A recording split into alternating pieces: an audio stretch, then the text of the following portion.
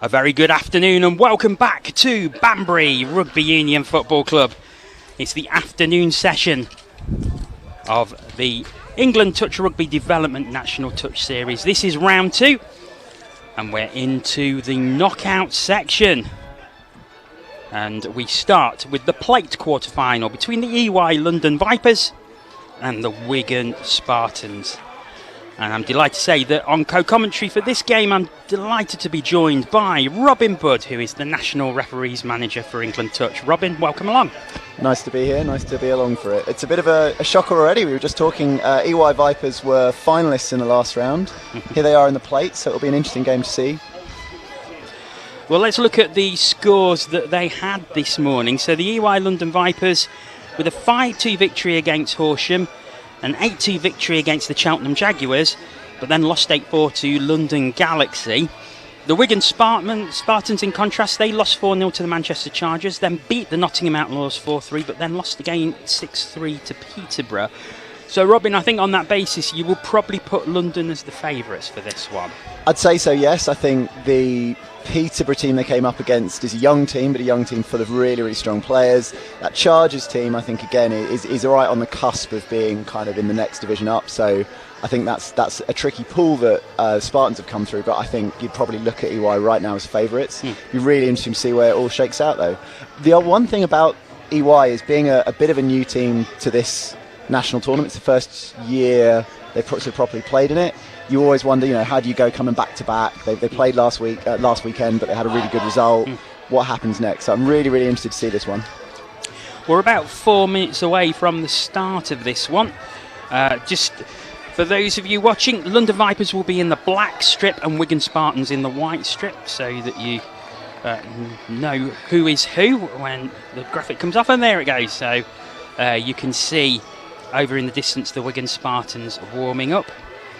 But we are not far away from the start of this one. And Robin, this is where it gets serious, isn't it, in the afternoon session? Because we've had the group games, that's sorted everybody out, and we tend to see far more even games in the afternoon. Yeah, I mean, as you say, first of all, everyone's more or less sorted into something that's around their level, so you'd expect you wouldn't see any sort of particularly one-sided games. It is also just when you start getting into that knockout period, everyone's just a little bit more tense, everyone has a really strong idea of where they want to be and maybe get some jitters and so on. I think what's really interesting here is it's not to lean on a cliche too much, but it's a bit of a mix of youth and experience. So EY have got Dougie Benzie, who I don't know if he's on the screen, but he's in the sub-box with number 19 on and a white hat.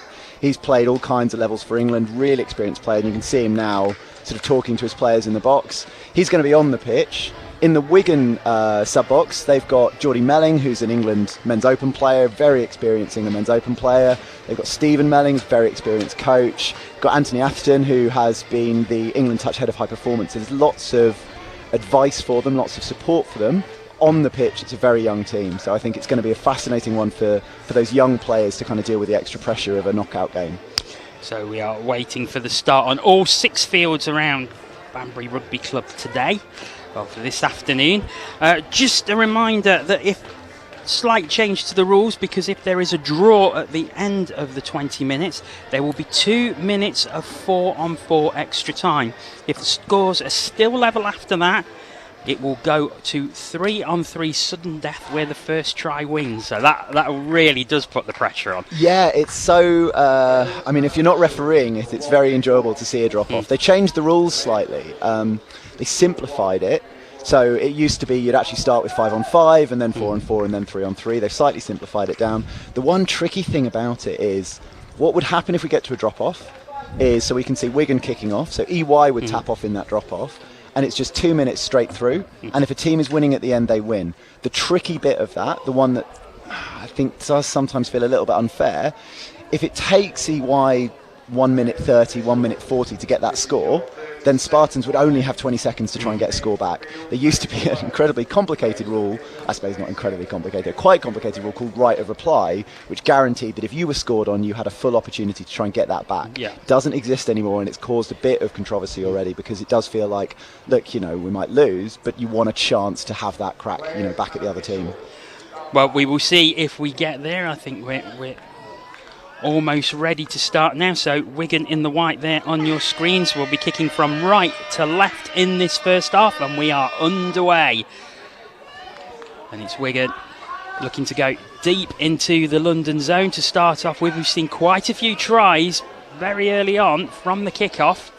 Certainly in this morning session. Will we get one right now? I remember watching Wigan last time out, and it's just a little bit of fluidity there. I can see that player there giving his buddy real clear instructions. EY never really under pressure on that line. I think what you're looking for is the amount of time the ball spends on the ground. The really sort of organised teams, the really slick teams. Ooh, a little bit of a offside there. There you go. So they're going to be moved up there for that touch. The really experienced teams are so slick, they know their patterns, they get the ball off and play when the defence is still under pressure, and I think Wigan in that tap-off set just didn't quite manage to do that. Well, ball has been turned over for possession to the London Vipers, and they take it over the halfway line. It's Dougie Benzie, who you mentioned before we started, he has the ball now. Good defensive touch by that mid there. He really made his player stand up. And just couldn't quite get himself to the line.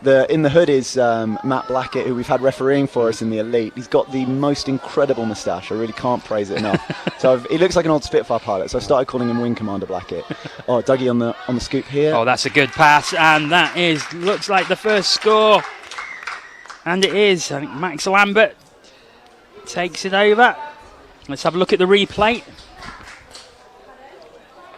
You can see there, it's just a great fake pass. You just want that second mid to keep an eye on that live player. So Dougie's picked up. I'm sure everyone's made this point on commentary, but if you're the player who picks up off the base of that roll ball, you can't score. So Dougie's not the immediate danger, and what they needed to do was keep an eye on that secondary option, because that was the player who could score. We've seen so many tries this morning where players have just darted through two defensive players in the middle, and you think, oh, there must have been a touch, and then you watch the replay and like the touch just comes too late as the ball's grounded. Probably in the region of sort of 7 or 8 tries scored like that this morning.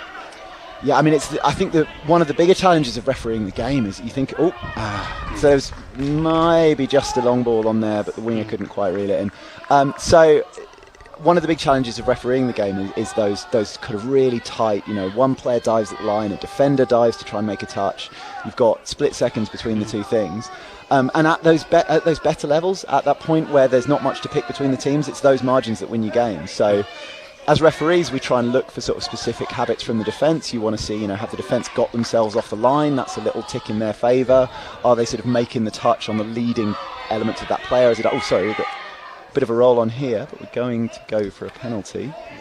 So possession will go to Wigan. I mean, you talk about referees, and there's 2 teams on the field, obviously, but you're the sort of third team in a way, a 3-man team, and we saw so many times again this morning where they were working together, and sometimes a few delays before calling tries to make sure they made the absolutely right decision, and that's essential. As London go over, is that going to be given? No, touch that. And a good example, I think, that was a really tight one. There was a player diving, there was a defender just about making it, and you've got to work out what you're going for. You are a team. I think we always talk about it as being a team. The big difference is, you don't have a referee and 2 linesmen. You've got 3 referees who interchange during the game. This little sweeper play here, but I think there's just not enough space. Yeah, just knocked off the touch just there. Just a touch, yeah. So, as you saw there was a little bit, I think, of interplay between Warren, who's the on-field ref, and Mike, just saying, I don't think this one was a score. What do you think? Here's a quick replay of that one, and you can just see there was just a touch before he just dived in and got him. And it is a good example of good behaviours as well, because that player had just got themselves off the line. It doesn't guarantee it, but it does just mean you're a little bit more likely to get the decision going your way as a defender. So we're going to be looking to sub. They've had a whole defensive set on their own line. Oh, nice little beat from the winger there. Nice little shimmy as they look to change on the fly. So valuable having those players who can beat their sort of first defender. And you look now, so Wigan were actually struggling. They were behind where they probably would have wanted to be at the start of this subset. Now they're a lot better. What's done them there a little bit is that mid just dropping nice and early and ready to shoot up. And again, it's something as refs we try and work with the players. If you spot that there's a defender who wants to drop deep so that they can shoot up and put some pressure on the attack, you try and communicate with them, wait with me, I'll tell you when to go, and those kind of things. So you as you say, it's a team, and you want to be supportive to the game as much as possible. I think one thing that's noticeable in this game and all the others we had this morning, how there is very little back chat, there's very little dissent, decisions are pretty much accepted. Yeah, I mean, that you always think about what is the culture of your sport, and I think football gets a lot of criticism in terms of the way that players feel enabled. Or scoop through here, and there's an overlap if you can just find an option. Oh, well played, and that is going to be the second try. Yeah, nod of the head from Mike Davis, and he's given that score. So nice little scoop through there.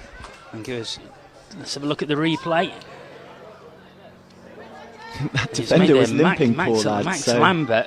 And then put down, finds Justin Walsh, who made himself open in the zone, puts it down for a try, and London 2-0 ahead.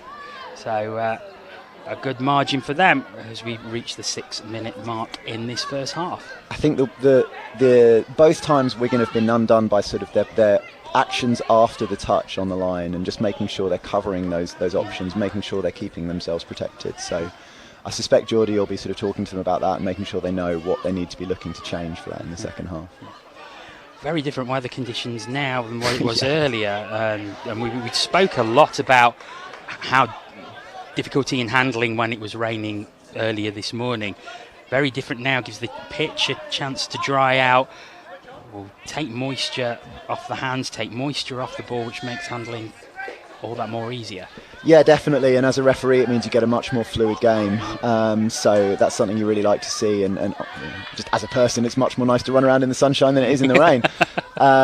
It's actually, COVID's made it all a little bit trickier because the sanitizer makes the ball so slippery. Every break and play we're making sure we sanitize the balls, and when they come back they're sort of even slipperier than they would be in the wet. So that's Sean Harrison, really experienced ref. He's just making sure they know where to sort of take in their tap from.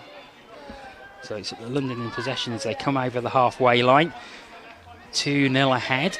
So you were talking about sort of back chat and the lack of it, and I think there's lots of things that work in Touch's favour. I think one of them is that it is a very flowing game. There's no opportunity really for a bunch of players to kind of surround the ref like you might see in some other sports and try and appeal for a decision. Good take there by the Wigan player. So there's another new little bit of the game is this next touch will be 0. So they wanted to encourage players to look for interceptions. So you essentially have an extra touch on interception, which unfortunately they've not been able to use. They've turned the ball over there. So yeah, no, that's definitely a factor. And also, I just think as a sporting culture, we all understand where we are and do discourage that sort of chat against the referees. There's always a little bit of questions that you might get asked, but usually it's on the right side of the line, and it's preferable for all of us. As London come again. Alan Noble just held up there. Puts the ball down. See them talking to each other and working out what they're going to try and set up here. And it looks like they might do a little outside sweeper. No, I'm not sure everyone was on the same page for that one. They seem to be driving back, but they're coming forward again now. Good defence by Wigan, though. They're not providing any opportunity for London to dart through. No, it is good defence, but equally, if you're London, you've got to look at it and say, what was the plan here? What are we trying to do? In the end, threw that long ball, and it was sort of into players who were all numbered up together. Just going back to the respect for the officials, and how much does it help having the teams provide players to referee? Because essentially, you play in the game so you understand the game you're looking at. Yeah, I mean, I think it helps you as a referee if you are sympathetic to the game. And it is something we talk about amongst the high-level refs. I was conscious that we obviously had a mid with a very strong opinion about a decision that was made there, so I was hesitant to be too complimentary about player behaviour. But that doesn't necessarily mean they have to play. I think there are referees who haven't played who do have that game sympathy, and there are equally referees who have played and that have to sort of think about that. Nice little score there. Yeah. I think that player's complaining, but for me, I think the ball was gone before the touch. We'll see on the replay here as pass is made. I think definitely down before the touch there. And it was Justin Walsh with the try. Again, it's just that issue of I think Wigan committing too much to the half who can't score, and leaving those additional players who can score. As we've had, I think for at least 2 of the tries have been sort of set up by the half. That's the one they need to watch. So as the hooter goes to end the first half, so we always get a little bit of tippy tap chucking around before the hooter actually finishes the game. So always nice to see. At 1 in 20, someone does something brilliant and scores, but 90% of the time, the ball ends up flying around like it's the Harlem Globetrotters. So at half-time, London lead by 3 points to 0. I think, Robin, good value for that lead. Yeah, I think Wigan haven't looked as organised as EY mostly have in attack, and they've looked like they're not necessarily covering where they need to be covering in defence either. So I think EY, we talked about the earlier results, they did have a tough group. There's a Galaxy team who were ranked relatively lower, but they've brought a stronger team to the tournament today. And that they probably would be looking to win this. I think they're in a plate now. I think they would be looking to win this because they obviously came quite close to winning the whole competition last time out. That's their next step. I think there are things to work on for EY. I think they should be looking at what was going on. We had a couple of sets of attack where there didn't seem to be any certainty about, what are we looking to go, what's our play, what's our attacking options here. But yeah, I think EY definitely, as you say, good value for that lead. Of course, Wigan 3-0 down. It's not insurmountable to come back from that, but EY looking much better in that first half, so it is going to be a big challenge for the Wigan Spartans in this second half. Yeah, very much so. And I think if you think back over the half we've just had, how many times did EY come close? How many times did Wigan come close? And I would say they have struggled a little bit. They've not necessarily threatened. Obviously, we know they've not scored, but it's how close they come. Now, I would imagine they're pretty relaxed about their situation. They've brought a team of very, very new players. There was an interview with Steve that was up from the last round, and he was explaining there's been quite a big turnover. It's pretty obvious looking at this team that there's a lot of people who are new to the sport. I think what you'd want to see if I was in that Wigan box is a bit of development on from that. So a bit more fluidity, a bit more certainty and confidence in what they're trying to play. Okay, well, the team's just breaking and getting ready for the second half. As we said, a challenge for the Wigan Spartans. London, to be fair, looking very, very comfortable at the moment. What would you expect in this second half, Robin? Would you expect London to try and run away with it, or try and conserve energy for later? It's an interesting one. I think you always play a little bit harder if you're losing than if you're comfortably ahead. So I think they probably won't be as full on as they might have been if things were still tied. I think that presents an opportunity for Wigan, potentially. Like you said, 3 is not a huge lead. If they nick a couple, if EY are a little bit on their heels, then all of a sudden we've got a real game on our hands. But I think they seem like they know what they're about, and I think they'll just try and look to close it out. I say that, and there's a pretty long ball there that wasn't necessarily expecting his receiver to be that far out, I don't think. Nice little loop there, and they are in a 3-on-2. Yeah, but it's a touch. It's a touch. I think so often what you want to see is that ball carrying player straighten and draw and give, rather than always trying to go for it themselves. I think it's something we'd love to see more of in the game, is try that ball. Because actually, even if it doesn't work, it presents a different question to the defence and might start to open up spaces for you. We've seen space open up a bit there, and the ball is grounded by Rory Moore. And the try is given. It's 4-0, so London keeping their foot on the accelerator. No, sorry, we're going back down there for a penalty. So I think there was a sort of delay from the ref while he sort of worked out what his option was, and then he's going back for the penalty. Apologies, it is still 3-0. I thought he was pointing to the centre spot, but my mistake. And that's why I have an expert with me.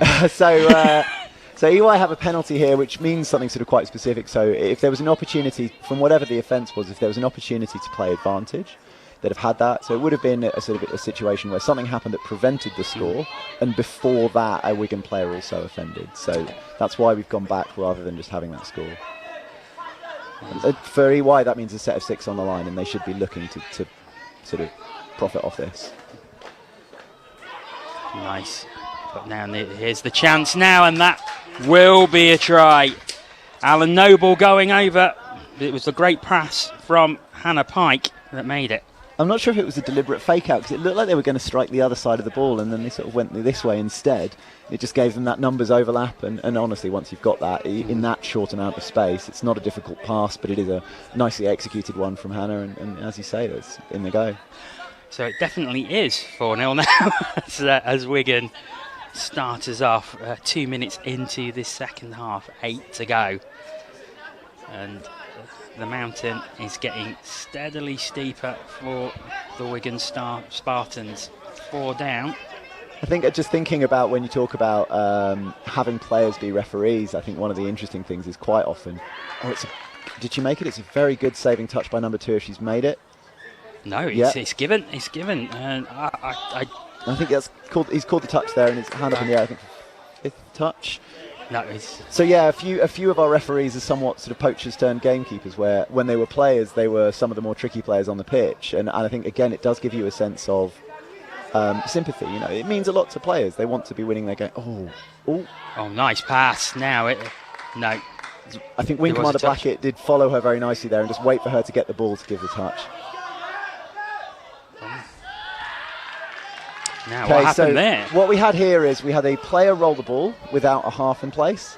That means that the Wigan team are allowed to come up and claim the ball. That's what they did. They ran up and claimed the ball. I think it's a very good example of a poacher turned gamekeeper is the mid who's just been chatted to by the ref there, because he is a bit of a chatty player and a very able referee. So I think just a little bit of sort of conversation about that decision. But yeah, so basically when you're dumping the ball, you need a half in place, or the defence are allowed to come up and compete for it immediately, and that's what I think it was Ant Atherton there did.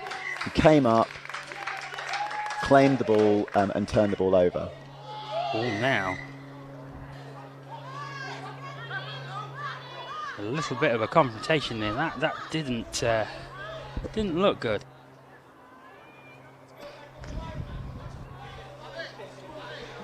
Yeah, I think it is just heating up a little bit in this game, and I think both sides are almost got to a point where they're trying to play the referees. I think it's a shame that we just had a conversation about. Just push them from behind. It wasn't very sort of out of character for the tournament, really. Yes, so there was a little, there was a shunt between two players in the build-up to that ball being turned over as well, and I think that player saw it as an opportunity to go for a bit of after. So that player's been forced subbed.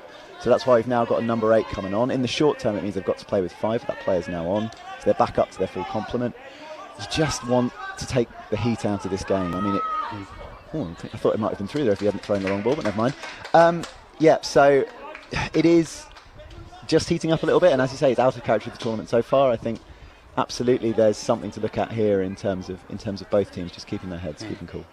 Yeah, Matt Blackett for London, who's off the field. He's certainly not happy, as we can see below us, but it does, like you say, give him the opportunity to just cool down a little bit. And another player goes tumbling. So this is where, as referees, we need to take a little bit of control of the physicality in this game. So it is a minimal force sport. We don't want to see too much of the players kind of crashing into each other. Yep. And I think because this frustration's just starting to bubble up, that's now what we're sort of starting to see. So certainly something to keep an eye on for the 5 minutes that remains or so. As it is, still 4-0, but let's see if we can get back to talking about the play and the game rather than what's going off around it, as the ball is not properly grounded, but London keep possession. And they look to feed it to the right-hand side. I think we've got to a point where the players are almost looking to get decisions, and it's such a shame because you do want to see them play that game, and you know, we had some interesting little contests. Nice little rat ball there from number 65, gave it nicely there, but just ran into numbers at the sort of end of that. London though deep into opponent's territory. Nice pass off, and it's Rory Moore, a lot going through him as the ball is grounded, but there was a touch and Wigan take possession.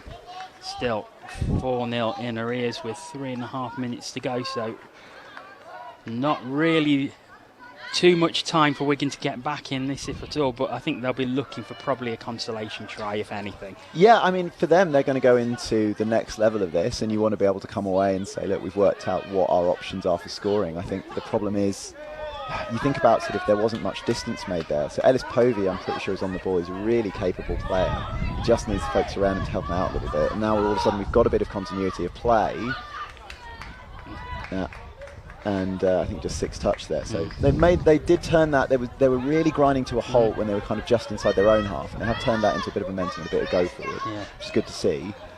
But we haven't seen enough of that really from Wigan in this game. No, and it's the same thing that they showed there that they need to show again, which is a level of familiarity with what they're looking to do and a level of confidence in their play to attack. So 2.5 minutes remaining as London come forward again, but there is a touch. It was Josh Baker going through there. I think he was claiming that he wasn't touched, and seems to be disagreeing with that decision, but has to come back. And there is, you know, after all we're saying about respect for officials. Yeah, I'm sort of wishing I wasn't in the commentary box for this one, if I'm honest. I think there's a case that both teams have got to a point of frustration, maybe with themselves, as well as with the opposition and everything else. But it's a shame to see it. It started sort of quite brightly as a game, and we've just got to this point now. So, yeah.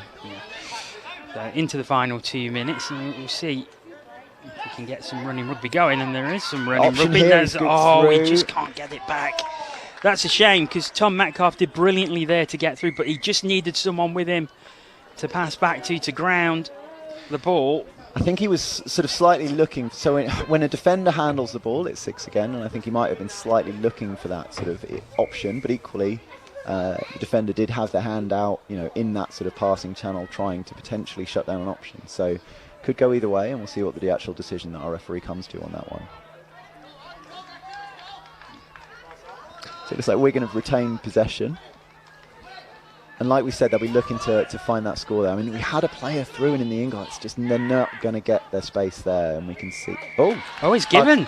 Now I thought that Max Lambert. Well, we've got a bit of an angle up here, so I think it must have been that one of those players didn't quite make the line, and that's what we're looking for here. And it was interesting because we did have a briefing for our refs that we should be looking for our teams to fully get themselves onside. Yeah, I think maybe. Did he just draw the ball back, which avoided the touch, and then put it down? We just don't have the perfect angle. It's funny, actually, because one of the conversations we always talk about is what if there was sort of VAR or video referrals in touch, and how hard it would be, because you need... There's a little opportunity there on the map. You would need multiple cameras. You would need so many cameras, and you'd need them to be time synchronised, and you'd need all kinds of other stuff, and even then, would you ever be sure? I mean, those kind of tight decisions, you almost just look at it in terms of how are you making those decisions, and are you looking at them the right way?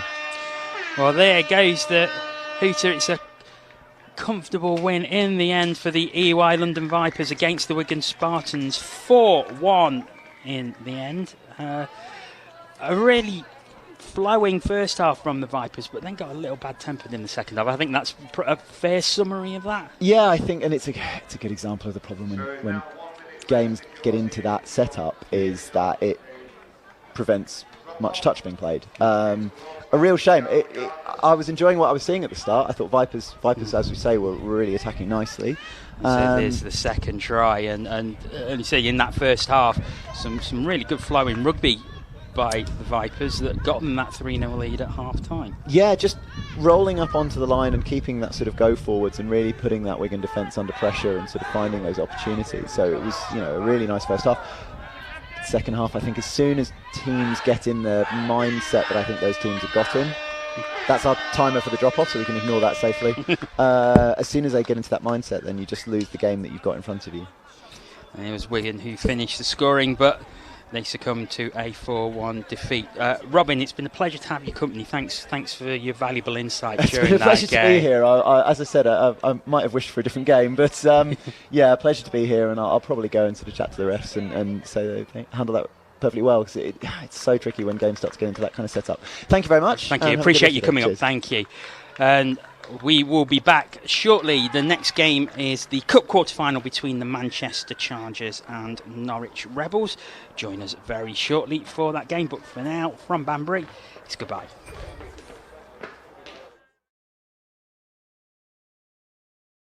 Thames Valley Vikings are great. I mean, I recently joined this year, having come from university, and everyone's been really opening, really friendly. It's allowed me a fantastic opportunity to kind of improve on the skills that I picked up previously, learn some new things, but in a really sociable environment. Everyone's made me feel really welcome, and obviously it's a lovely group of people, have a good laugh, and it's some good high quality touch as well, and I think that's the most important thing, that you're learning from sort of some of the best people in the country that gives you a chance to sort of develop your skills and reach that next level. When you're a club that can actually say we've got beginners all the way through to internationals who've got 50 plus, 75 plus caps for England, it's great because it just appeals to everyone that you're trying to get to, really. And likewise, you then get that experience, helps to then you can pass on just little coaching points towards those that are new, just trying to make them feel welcome, and just guide them through their own sort of development and learning phases. Having lots of different experience and lots of different people that are willing to help out is awesome, because especially in terms of developing newer players, having one person telling you this is how it's done can be great, but not everybody picks it up the same way. So having 3 or 4 different voices saying the same thing but in different ways, picking up on different cues of what different people need to learn or develop is really useful. They're a really social club, lots of fun to play with. I've been playing for about 10 years with them and come back to it on and off, and they're always friendly and welcoming when I come back. We've got, as I say, like 14 to 15 people here in the elite side, which is great, but in terms of being like a big club and keeping everyone interested in being able to use facilities like this, we wouldn't be able to afford it without a big club membership. It's so inclusive. You've got England players playing with people. It's their first session here tonight. Everyone's getting involved. Everyone helps out. There's a variety of different coaches, so people take it in turns to learn from each other. And most of all, it's really fun. Not everybody wants to be playing elite touch level, giving up their weekends. Like some of us, I love it. But there's some people that just want to hang out and do some sports for 2 or 3 hours on a weekday evening, and that's enough for them, and that's great as well. As a sports, it's grown massively over 10-15 years in this country, and the level has increased because of that. For me, the best bits are obviously playing touch. You've then also got the social aspect of this club, the friendly banter, fun. But then you also get such a mix of abilities within the club, but everyone just getting involved, having a great time, playing with each other. Yeah, it's great. We've got a great female side, so we've got lots of really good female players. You can definitely tell the girls bond really well together. Like there's a lot of banter going on. We try really hard to try and win, of course, but it's also have fun. It's a very strong community, but I think the main message is to enjoy yourself. This is Thames Valley Vikings.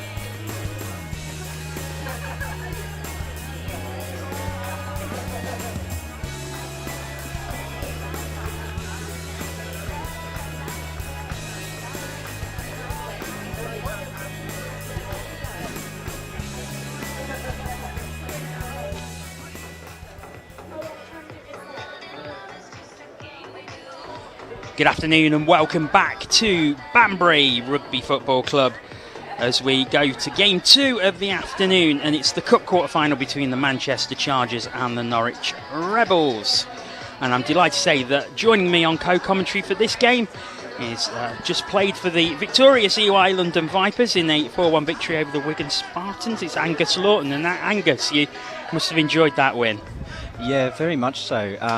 Wigan were a young side and they came out, we probably had some ascendancy early on, but they looked to disrupt us with a few quite physical touches. So we knew we were in a bit of a dogfight there, and they did a really good job. They got under our skin, they unsettled us a bit, we fancy ourselves, and I think they did a really good job of just getting under the skin and making us feel a little bit uncomfortable. And yeah, I had Robin Budd, the National Referees Manager, with me on co-commentary, and it was great insight actually from him to say what was happening in that game. But actually being in it, you could tell it was getting physical, and there was some, how can I put it? So tempers were being a little frayed at times. They were. Well, as I said, they're a young side, and most of our players are the wrong side of 30, and it's great to see a couple of young bucks really going tooth to tooth with some of us older, more experienced players. So, I mean, you've got to love it. It's what I'd do if I was their age. I'd try and get under the skin of the older players, rustle us up a bit. I suppose it says it all, because you were cruising at 3-0 at half time, and then a 1-1 second half. So, in a way, it were not enough to come back. I think you always had the quality there, but yes, it certainly was an interesting game. I wouldn't be surprised if that was the message at half-time from the coach, just to try and, change things up ever so slightly. But thankfully, we came away with the win, send them back up the M1 to Wigan. But well, let's look ahead to this one. So, Manchester, 3 wins in the groups this morning. 4-0 against the Wigan Spartans, 4-1 against Peterborough and 6-1 against the Nottingham Outlaws.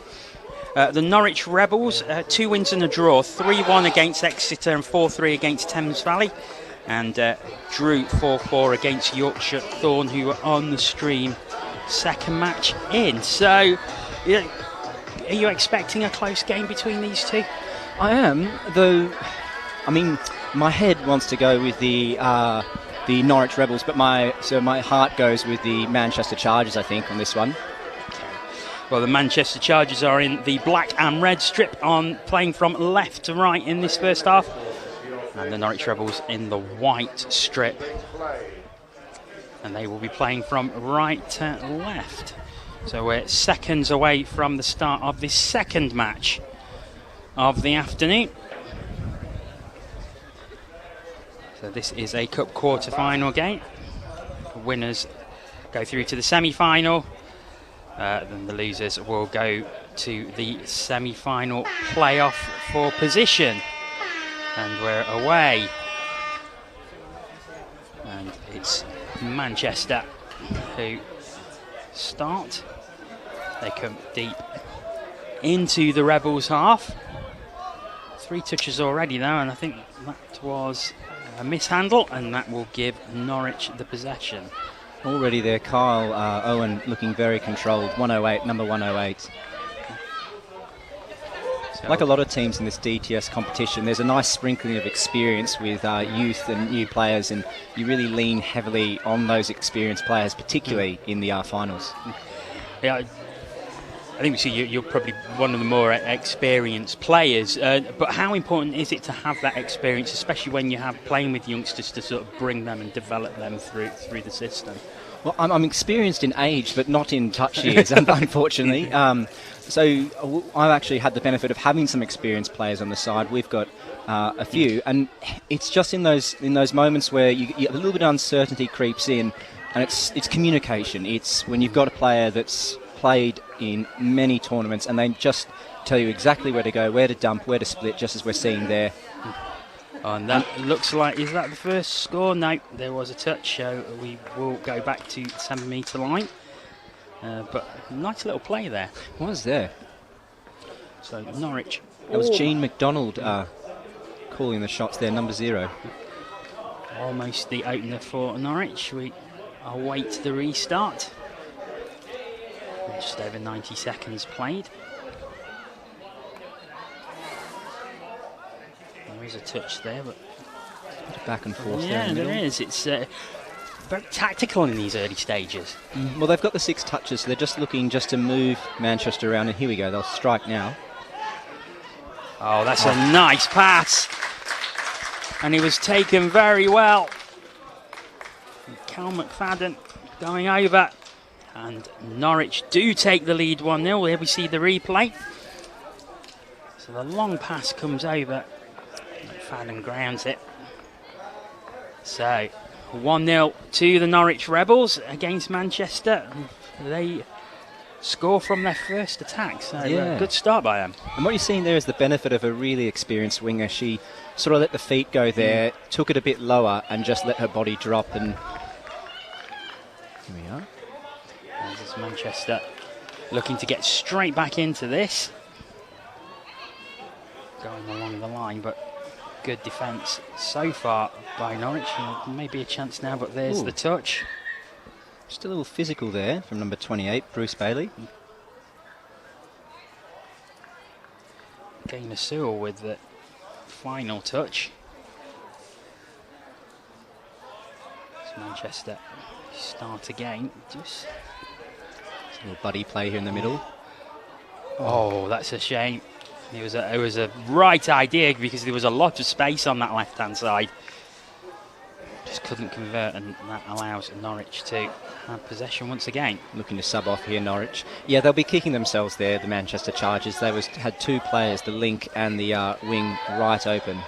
And it just kind of split both of them there. Lewis Lau, she just couldn't get her hands to it. That's 101. As it is, it's Norwich who have gone deep into Manchester territory. That's 6. But they will have to turn the ball over. 6 plays. Manchester will probably... Oh. And straight away. Oh, that's costly, isn't it? Yeah, I mean, that costly penalty to take, and Norwich are deep into Manchester territory. So after losing all their 6 touches, Manchester squander possession straight away. In these tight knockouts, you've got to be clinical. You can't afford to make those little mistakes, especially when you're trying to sub off first touch, and then you find yourself suddenly defending a line for another set of 6. It's tiring stuff. So Norwich again, it's that reach through. Yes, it is. Jacob Scadden makes it 2-0. We'll see this one again on the replay. Scadden there just diving through the 2 defence. And if you watch him there, he actually rolls the left shoulder Because it didn't look like there was much of a hole between the two players, but he rolls the left shoulder knowing to evade the shut-in defender. It's really impressive stuff there. I was saying that in the preview, in your game and this morning as well, seeing so many tries scored with that sort of move right in between two defenders where a touch seems the most likely outcome, but getting it over the line and getting it grounded before the touch comes in. However, this comes out wide in the gate. And Manchester seem to be favouring that left-hand side. That's the second time now that we've seen the play go out that far, and just not too crisp handling, or they would have had 2 tries there. Well, it's also tactical, because if you want to finish your attack in the corner far away from the other team's box, so that they have to, as we're seeing now, Norwich working their way across the field, and Manchester can put some defence on, because here we go, they haven't got to halfway, and that's 3 touches there. So, I mean, they're obviously, they might have identified something in attack, but it's also tactical for their defence as well. So they've managed to, so far, contain this Norwich attack. And Norwich have been doing well at gaining territory on their attacks, but not this time. However, they do have the 2-0 lead. Yet again, Manchester there giving away a penalty. So they did so well to stop Norwich getting out of their own half. And then they go and, as we say, shoot themselves in the foot there, giving away a penalty. They've done all the hard work, and it's a real coach killer, that one. See what Norwich can make of it. And they look to take a 3-point advantage as we are 6 minutes and 30 seconds into this first half. A little sweeper play coming here. Well, that goes right out. Oh, that's a lovely That's pass. Sewell again. Absolutely brilliant pass out to the right-hand side. And Gaynor Sewell. She just looks so confident out there on the wing. You know, as soon as the ball's in the air, she's taking it and then getting it to ground quickly. Just acres of space. As long as she took the ball cleanly, she was going to score. And she certainly did. So Nice 3-0 Norwich lead. Ooh. Can't help but think that was a pretty forceful shove in the back there from that Norwich player.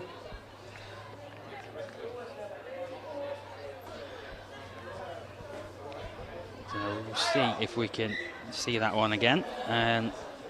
Just as Andrew Jackson, number 27 with the red cap. Just thought he could. Let's see.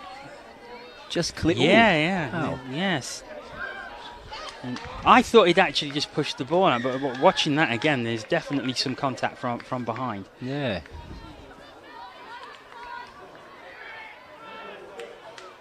As it is, changes are made. Norwich.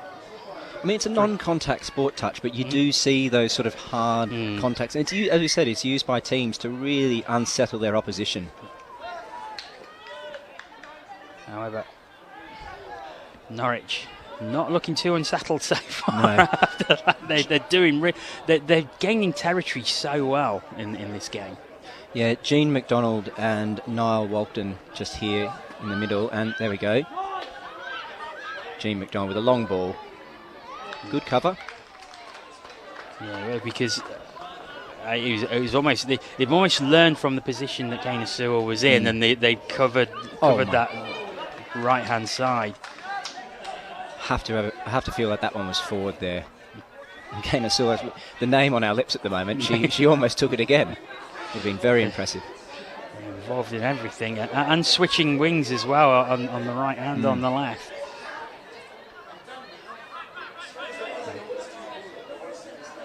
Manchester over halfway.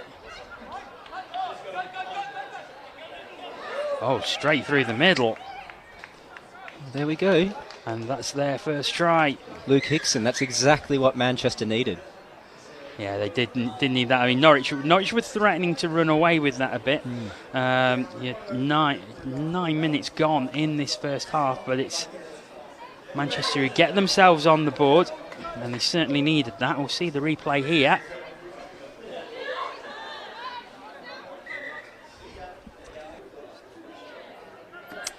It just ends up going through, really. Yeah, just not a classic touch try, but it's exactly what you need when you're down. You take the opportunities as they come. Yeah, it's interesting one, that, because Norwich have had quite a tight defence so far, but he's just straight through the middle. As it is, though, the Rebels are coming again, and they're going out to that wing as the hooter goes for half-time. It's a poor pass there, I think, from Andrew Jackson.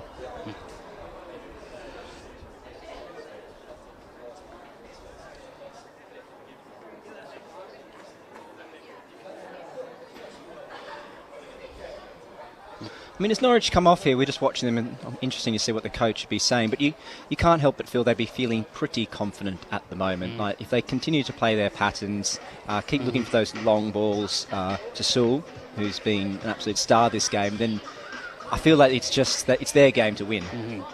Yeah, they've certainly. I think it's fair to say they've definitely been the better team during this during that first half, and. Seemed to be playing the more running rugby. They was good at gaining territory of the Manchester zone, but the only thing to consider at this point in the competition as you start hitting the knockout matches is that some coaches will rest some of the more experienced players for the second half, see how they go first half, let it play out, let some of the younger players come on. If they're up, they keep them in. If they start going down as Manchester are, you might see a few more experienced players come off the bench and start to have an impact. So I know we haven't seen the full outfit that Manchester has to offer, whereas we've seen quite strong rolling subs from Norwich, but perhaps they're just hiding something, Phil, because we were fortunate enough to play them last week, and they're a really tough team to play. They're very well drilled. So I mean, I'm amazed that Norwich are running away so easily, it seems, with this match, but I can't help but feel like we could be seeing a bit of a second half revival from Manchester. Well, we will see. It's 3-2 at half time, so only one behind, but Norwich certainly on the base. I think if they play the second half like they played the first, then they should come away with the victory. But yeah, they should, because we saw plenty of holes opening up for them. It's all about the two men in the middle as well. You've got Gene McDonald and Niall Walton, and they've been calling the game really well. Their pod's doing very well, so it's interesting to see this secondary pod with Jacob Scoulden and Andrew Kelly, see how they go, because they haven't looked as threatening in their pod. Maybe they've had to do a bit more defence than the other one. It is Norwich who will get us underway in this second half. They'll be kicking from left to right in this second half in the white strip. Manchester in the red and black going from right to left.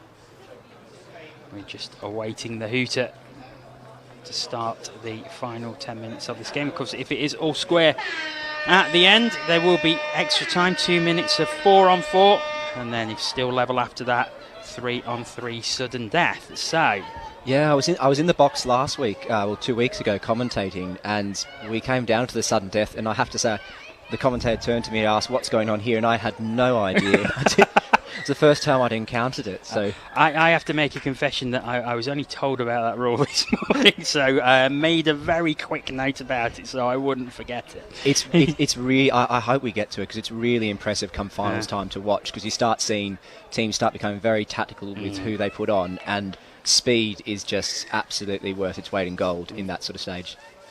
If you've got someone who a clean pair of heels who can just jink one way and go the other, then oh, that's well cut out, because I think there was a good chance of a Norwich try there, but Manchester taking possession. That was Kathy Farrow, who's just running the ball up now and subbing off. She really got up to get in between the pass there.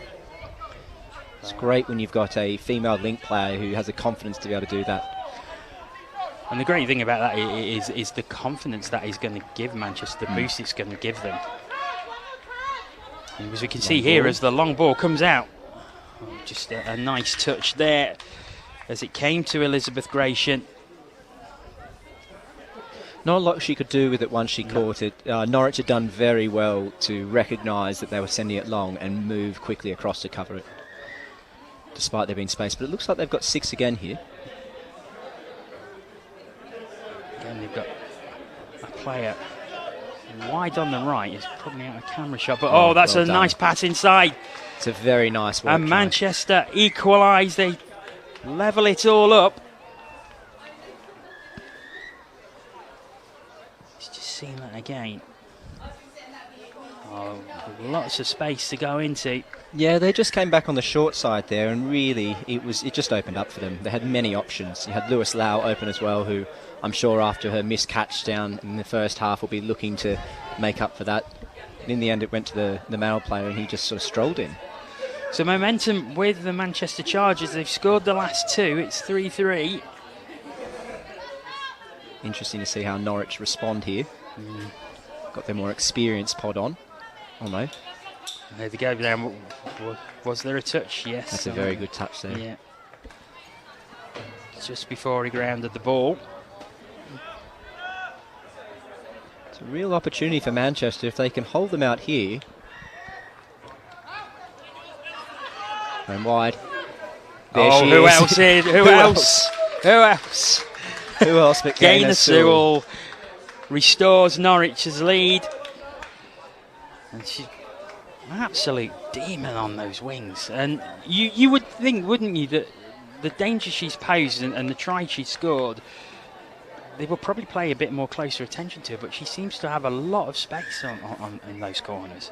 I think that's good wingers are worth their weight in gold. And Gaynor Sewell, I mean, cash her in, she is absolutely priceless. It really is. Positioning is everything as a winger. And here we go. I mean, the opposition have to look to shut, and then they are going to try and work out as quick as they can. So if you've got the confidence to throw that long ball out to the winger, it's often on. No, there was a touch. And that's, I think, one of the things you'll notice in this development competition is there's a big difference between the teams who have confidence in their wingers to take those long balls and the teams that don't. Because if you can trust your winger to catch a really long pass, then it gives you so many more options on attack. Whereas if you don't feel confident, you can't throw that long ball. As a defensive team, you know it's not something that we need to worry about. We just sort of condense in. I think it's one of the noticeable things about both these teams as Norwich look to go through again with Andrew Cayley. I think it's one of the things we've noticed with both these teams is when they're attacking, they seem to do have a player stuck to one particular wing. And it's obviously paying dividends for the Norwich Rebels as Gaynor Sewell. It's 3 tries now. She's back out there again. Just see her at the bottom of the screen there. Yeah, probably not the right time to dive there. 2 players just closed in the gap. Yeah, it was. I think fair enough. Going for the opportunity, you never know, but it looked long odds against getting the ball grounded before he was touched. But here they come again. There's a touch claimed. Yeah, Andrew Jackson telegraphing that dive there a bit too much. They really need the specialist Jacob Scadden here just to get the dive on. So it's just a matter of putting the touch down the right play. Here we go. Oh, no. I thought they were going to go down and try and get Jacob Scadden there on a short. But no, of course, it was their last touch. Yeah. Faith Viney there looking to go through.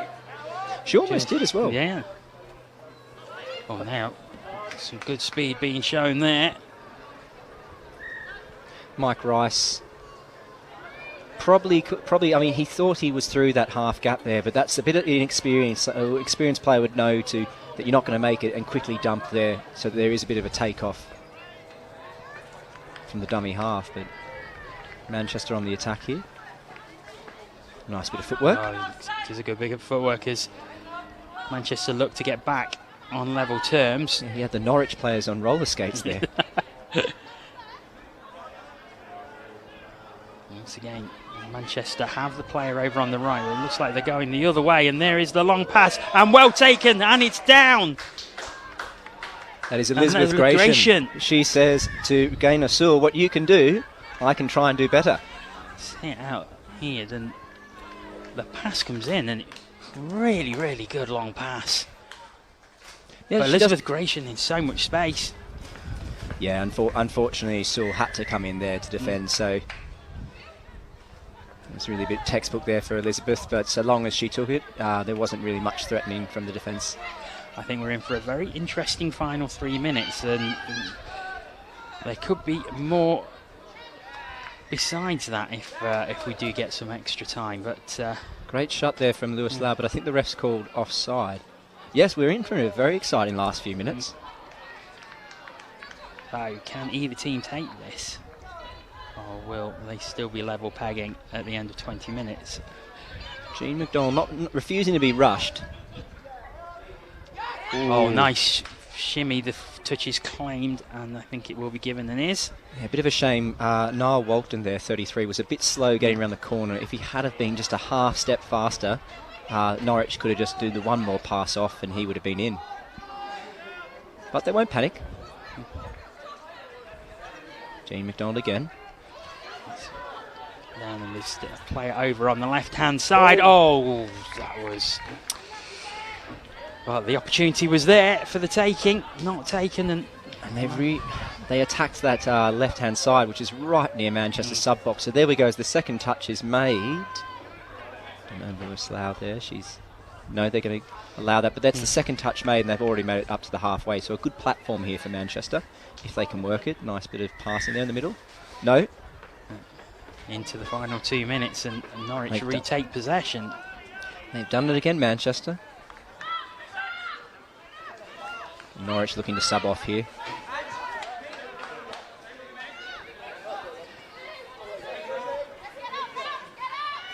What can they do as they run into Manchester's defence, looking to go the other way towards the left-hand side now. Rhys Williams there, number 59. Haven't seen a lot of him today. Andrew Jackson. Back against. There now, here's the chance. Oh, the touch comes in well before the ball was grounded. Manchester take possession back. They've got around a minute to try and get the ball up. But I think we may have extra time in this one, unless Manchester can produce something from this play. All comes down to this move here, this sub-on move, which hasn't really worked well, but... See if the magic feet of Luke Lawrence can do something. Here he is. Oh, well played now. Out to the right-hand side, has to come back. Oh, Luke Lawrence. Oh, he just got the touch on the back of the calf. That was the opportunity.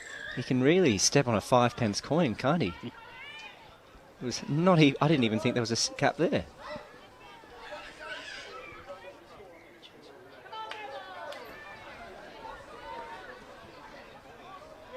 Norwich looking to sub off here.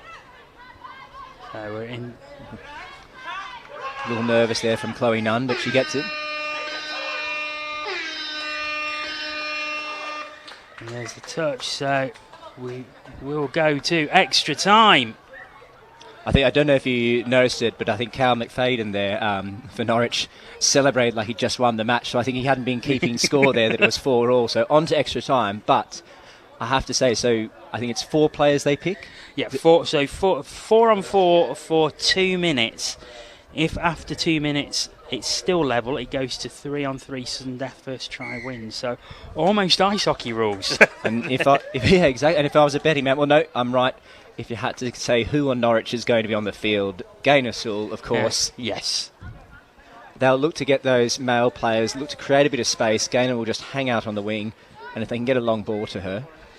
Yes, there's going to be an awful lot of space out there. So we've got Gaynor Sewell, Chloe Nunn, Andrew Cayley, and Jacob Skaden, the dive specialist there for Norwich. Just trying to see who Manchester are going to choose. Still a little bit of indecision there. Lewis Lau's on. Can't see who else. Manchester have only got 3 players on. Yeah, Manchester have only got three players. Oh, just too easy there. It's too easy. Chloe Nunn in. Oh, nice little dive. Lots of space for Chloe Nunn to... I'd love to say I know why. I know exactly why Manchester have 3, but I don't. I suspect... Oh no, because there's a sub going off and they've still got 3. Yeah, I thought perhaps they're too late to get a player on, but... Well, that's... I am a little flummoxed with that one, I must admit, because they've got a lot of space, but it's 3 against 4, so Their options are limited. It really just becomes easy for the Norwich players, because you've also got, here we go, you've got the 2 male players in the middle who can just follow the ball and keep the 2 female players wide, which makes life really difficult for Manchester. Oh, mind you, it's given. Wow. Wow, that's great play by the Manchester Chargers. It's 5-all. Let's watch this again. As shimmied and just saw the gap and got it down before the touch. Kyle Owen there.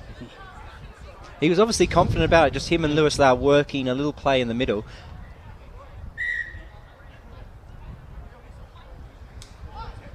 So, but the thing is, as Norwich have a player over when they come to attack, you would expect as they come forward, they will score.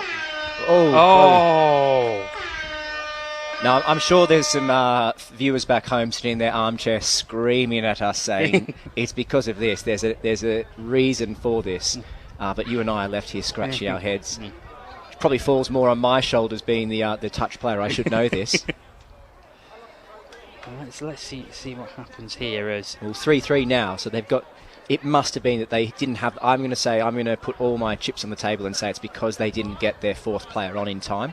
It'll be one of those very clear sort of rules. Which is a real killer. So, but they've actually managed to do really well because it was 1-all.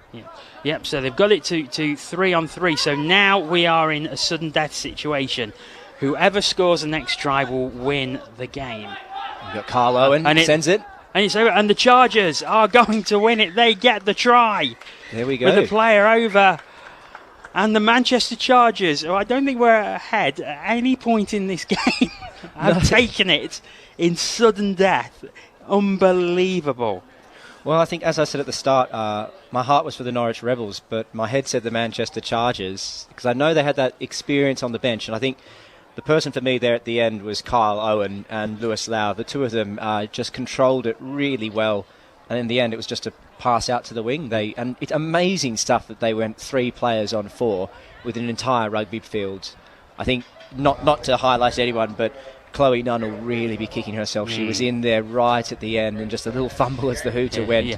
Do you think the hooter may have just put her off slightly? The hooter, the moments, the covering player, any number of factors could have just put her off, and it's certainly not her to blame, because she did score the first try for them. So it's a real shame there for Norwich. They'll feel like they've snatched defeat from the jaws of victory. Such a shame. As we look through the highlights, that was the one that made it 5-5 when they were 4-3, and then here is the winner. So the player over, not covered, and the Norwich player really should have shot across there to cover. I have to say though, I mean, like I talked about Carl Owen, but for me, the player who in that sudden death just really came to the fore was Lewis Lau, number 101. She did an amazing job, just controlling it really well. So obviously they backed her there to bring home the goods. Well, I just want to say, Angus, thank you so much for joining us for this game. It's been a pleasure to have your company on commentary, so thank you so much for taking the time to come and talk to us, and good luck for the rest of the day. Oh, thank you. Lovely as always to be up here in the commentary box, especially on a day like today. Yes. Well, good luck for the rest of the day, and we will be back with the next game, which will be the plate semi-final between the EY London Vipers and the Warwick Knights. Join us for that shortly, but for now, from Banbury, it's goodbye.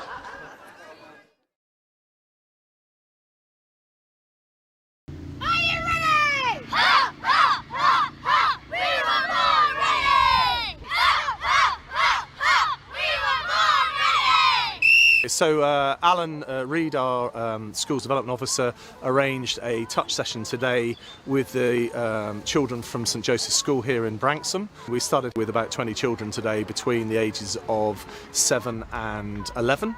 We don't normally have that mix from year 2 to year 6, which is what we had today.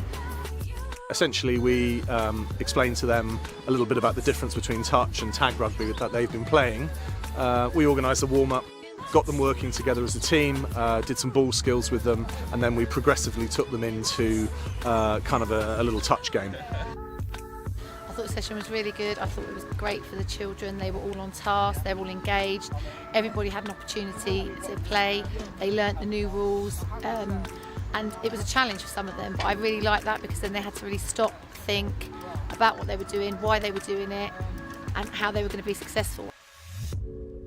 Once we get them sort of catching and passing, the skills that they've learned from netball or football or any other sports, they're transferable. So they soon pick it up and they're all playing games in the playground, catching and passing and running and, playing it and things like that. So we sort of build off of those skills and then introduce touch skills as we go along. And generally over about an hour, they pick it up. And we probably end up with a game of touch netball, which is kind of a hybrid, which most of us have all played at some level. And the girls and boys, end up playing that and enjoying it.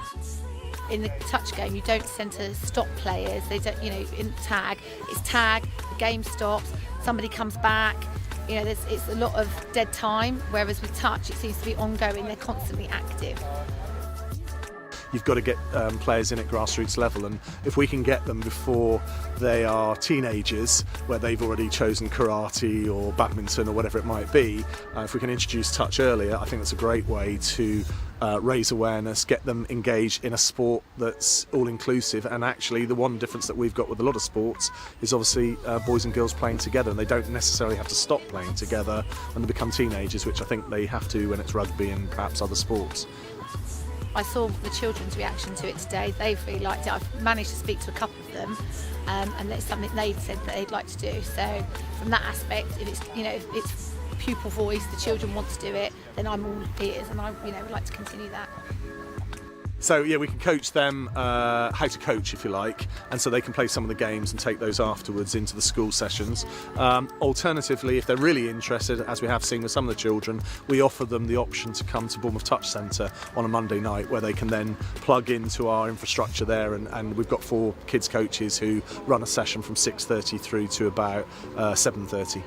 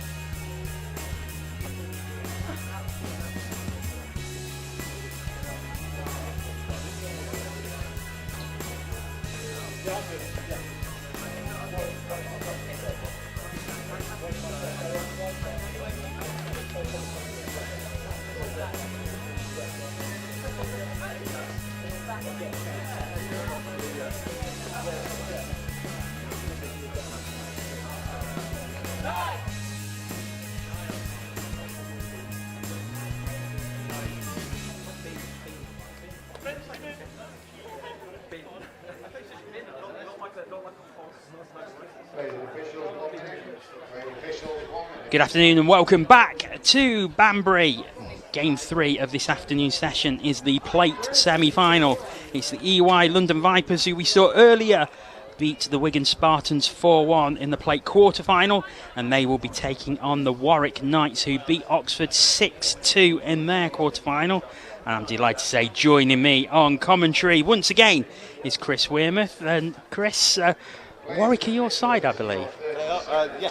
Sorry, I'm so shocked to be up here, John, that I forgot to turn the microphone on. Yeah, I didn't get the chance. They were on main field twice last time out, and in the last development NTS, and I just didn't get the chance to commentate because I was refereeing. But today, you know what, I'm up here to do this. But yes, it's I think Warwick are going to find it difficult against EY. We've seen they've got a lot of know-how in the middles, but Warwick have, they've done better this week than they did two weeks ago.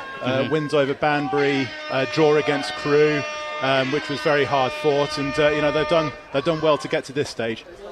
So it's London who get us underway, and of course they were on a couple of games ago. Strong 4-1 victory over Wigan Spartans. And is that a try straight away? No, there was. Oh, yes, it is. Yes, so an early lead for EY London Vipers. Chris, that was not the start that Warwick wanted. No, it wasn't. You just, I think if there's one thing which Warwick need to work on a little bit is just the intensity in that defence around that middle and links area.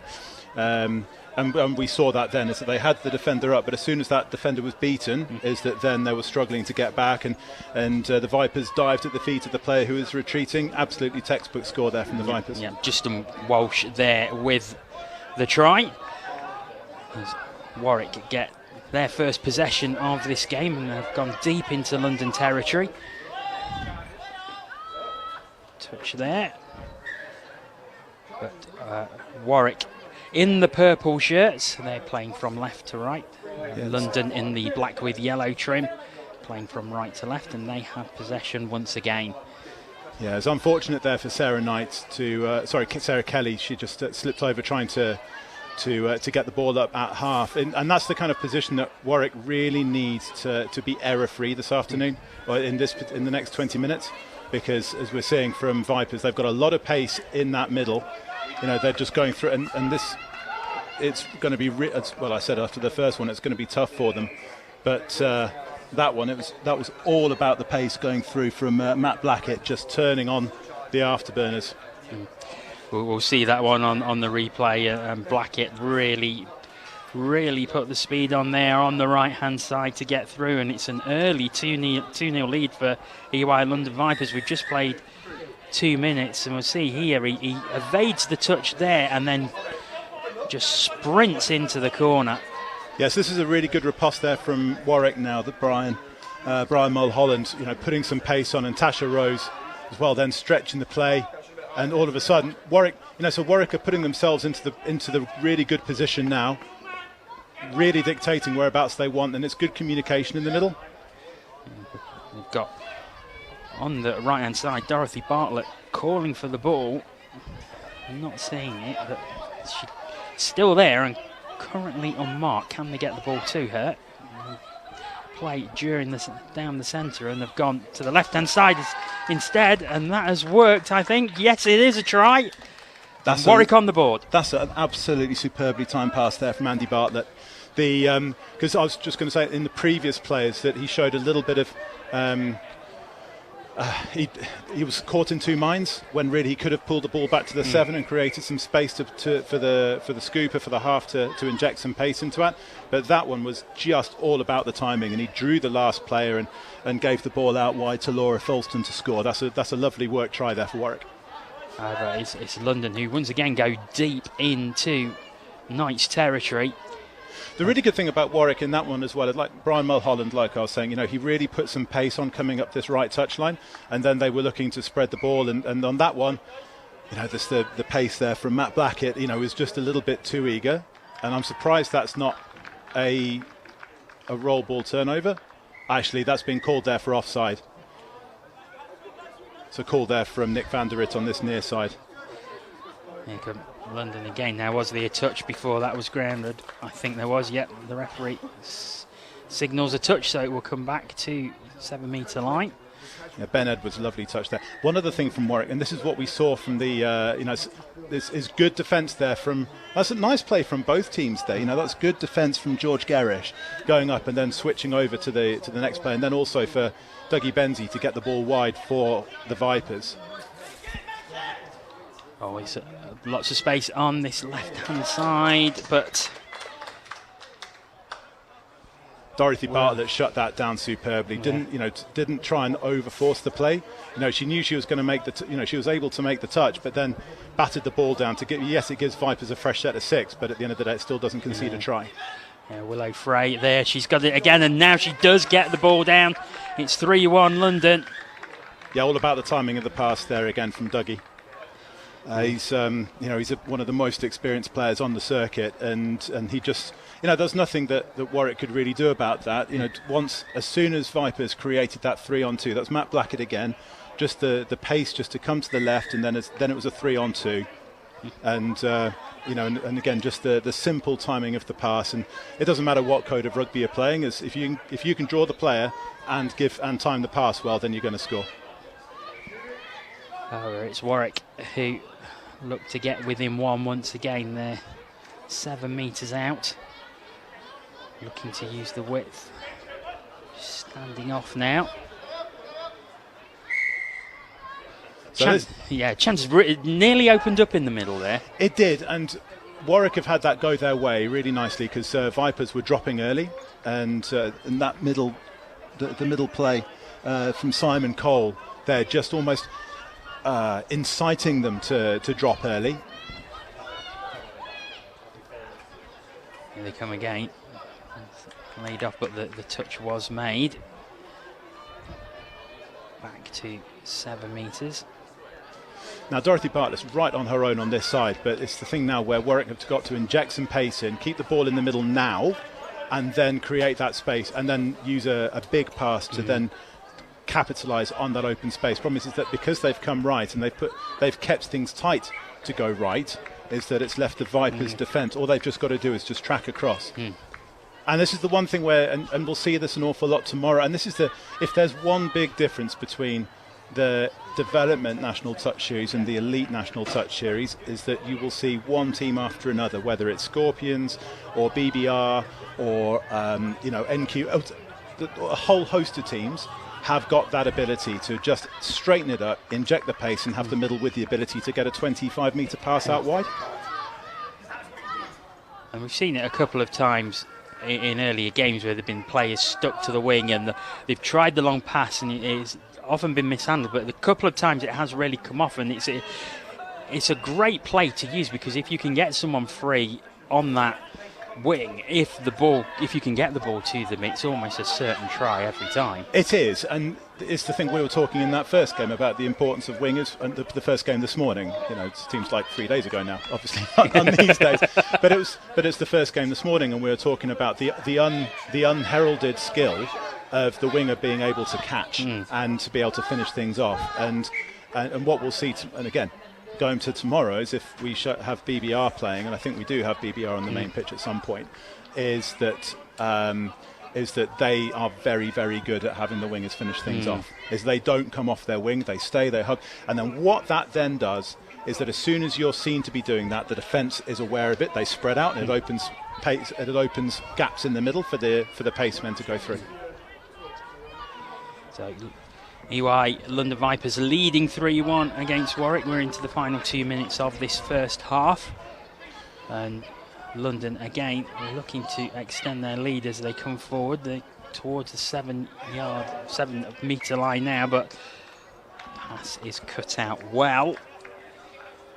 That's a fresh set of 6 there. As Andy Bartlett, who was not able to finish things off on the interception on there. It's already looking like a long way home for Warwick now. Even though we've not even come to half time, because they've just not been able to finish those opportunities off.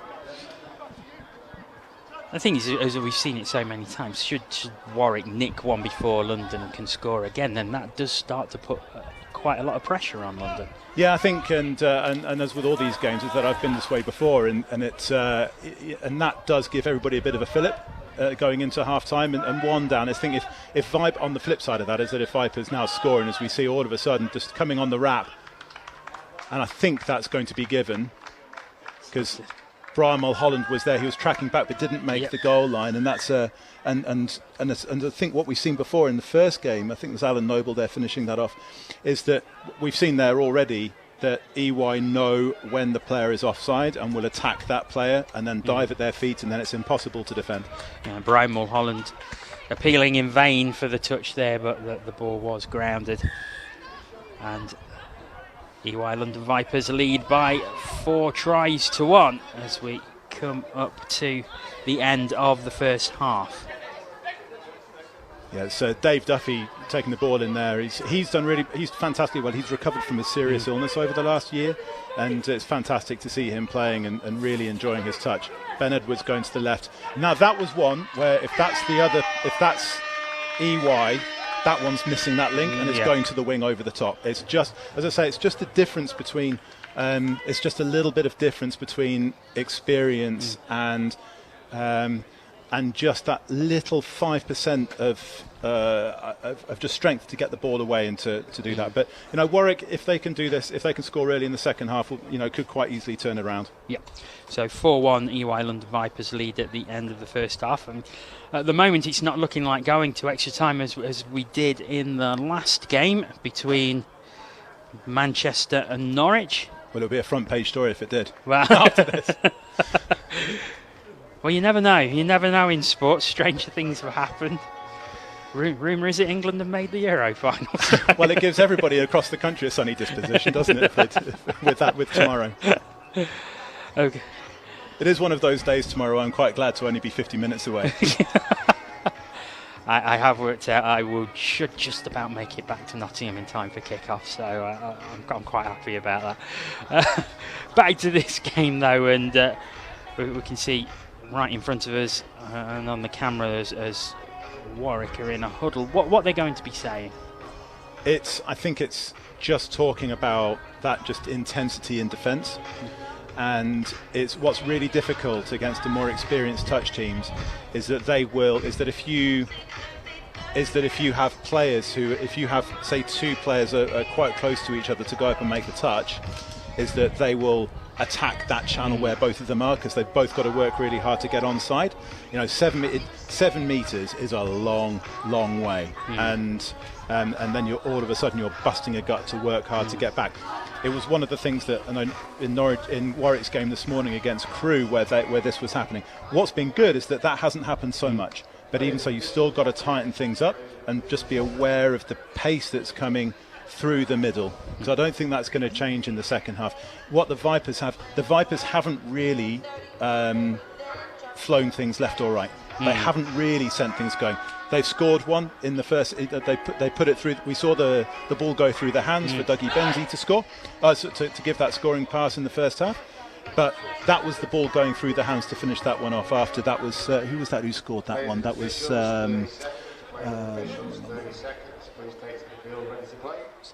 No, it's. I think it was Willow Frey. Willow Frey, yeah, and that was the one where she'd had it batted down, and that's right, yes, yeah, and that's the only time really where they've put the ball through the hands wide. Other than that, they've just focused their attack on the middle. So if Warwick can just tighten up a little bit, and it's easy to say, but be a little bit more clinical at the other end of the field. And the thing is that Warwick haven't played badly. That's the thing. Is they've got themselves into the right position. It's just that they've not been able to finish things off. Now, as you see, is that. Now, this is really good spreading from Warwick, but the difference is that EY are shuffling things about in defence, so that there is always like a couple of sweepers there to finish things, to shut things down, if Warwick get past that first line of defence. Yeah, it's noticeable, but Bartlett out on the right-hand side was used as a foil, and the try is given, and it's a great start to the second half for Warwick. Yeah, that's Ben Rhodes has scored that one. I thought that Warwick had blown that. Chris Wood had done really well. I thought that could have gone over the top to Dorothy Bartlett, but the defenders there, he's not been. He hasn't made the touch, and that's one of those ones where in training, when Ben does that in training and he skins me, I'm always just swearing at him very loudly. Here come EY again though, and again Willow Frey.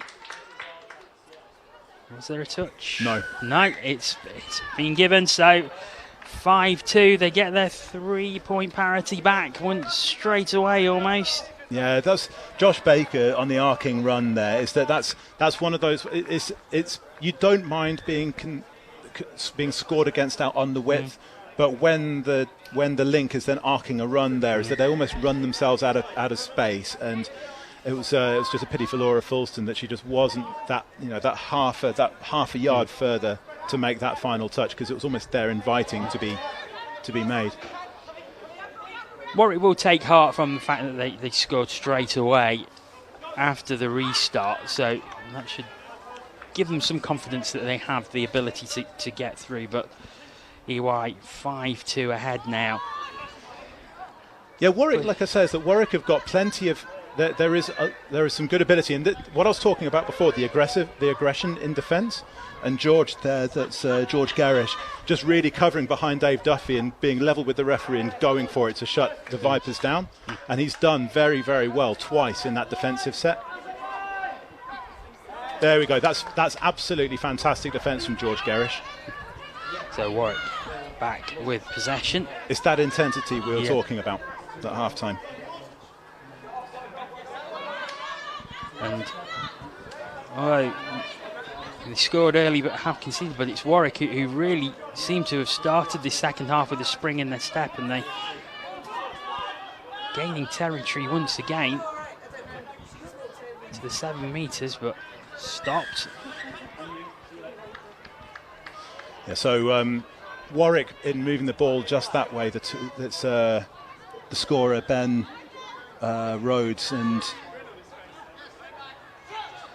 Simon Cole. You know, just by moving the ball between them, just got EY just to drop a little bit early in the middles, and that's why they got the penalty. And Chris Wood just got accidentally caught in the face as he went through there. He's fine to carry on. He's a tall man. Did somebody have a step ladder to do that? It's almost it's got to be a skybird to do that.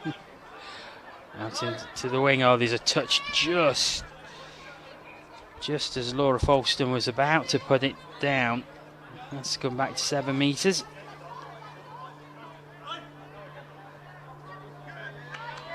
Touch again, but Warwick keep possession.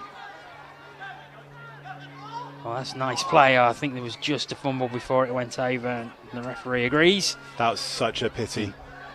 That was absolutely such a pity. There was some lovely ball into play there.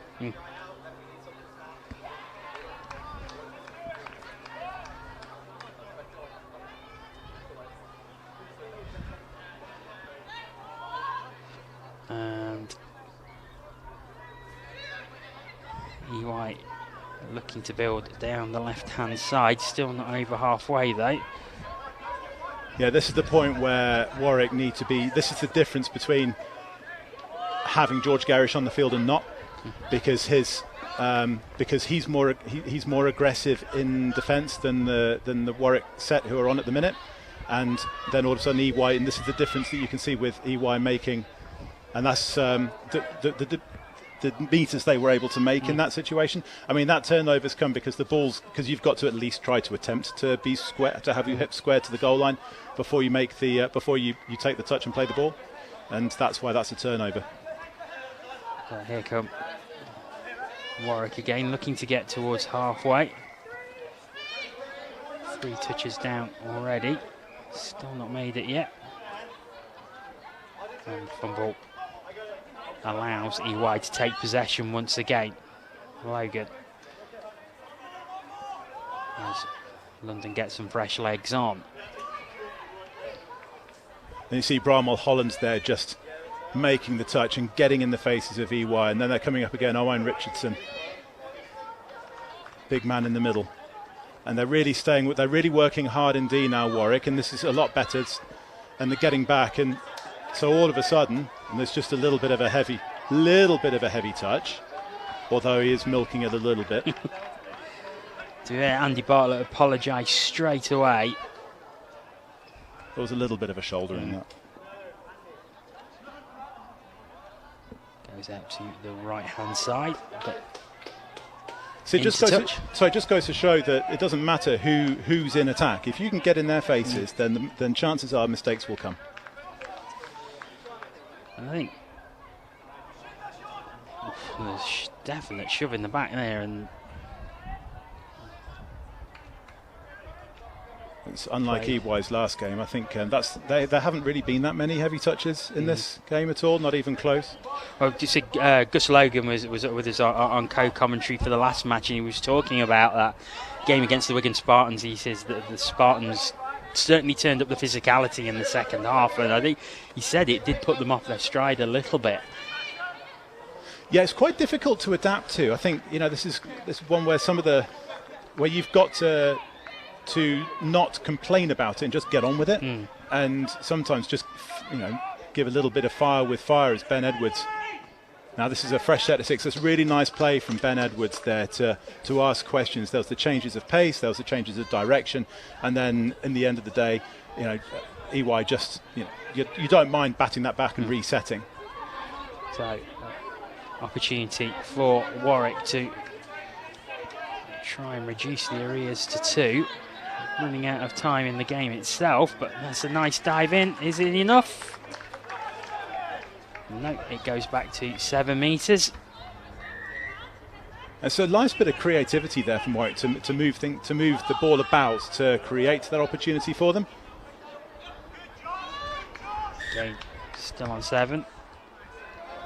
So that's one of the things the referees were talking a lot in their briefing this morning, was about players not dropping early until the touch is being anticipated. So Warwick are being very patient here. There's a nice little bit of back chat between George Gerrish and Dougie Benzie there. As I said, Dougie's a really seasoned operator. So that experience always helps. That's one where that just needed to come back on the inside to Dave Duffy. Attempted the fake pass, but this is good possession by Warwick. Yeah. Into the final 2 minutes, but it'd be good if they can get a score from this, and they might do. There's just a touch before Laura Falston can get it down. We saw Josh Baker's pace at the other end of the field to set one up, and that was all about the pace to cover the defence. That was really good play from Warwick there. They have moved things about. They've earned themselves a penalty, and then Ben Edwards really fizzing the ball out to Laura Falston, who caught it perfectly, but it was just that Josh Baker defence, that pace just to shut it down. So it's London with possession as we move into the final minute of the game. 5-2, the EY London Vipers lead. So they will be heading to the plate final, so we will see them here a little later.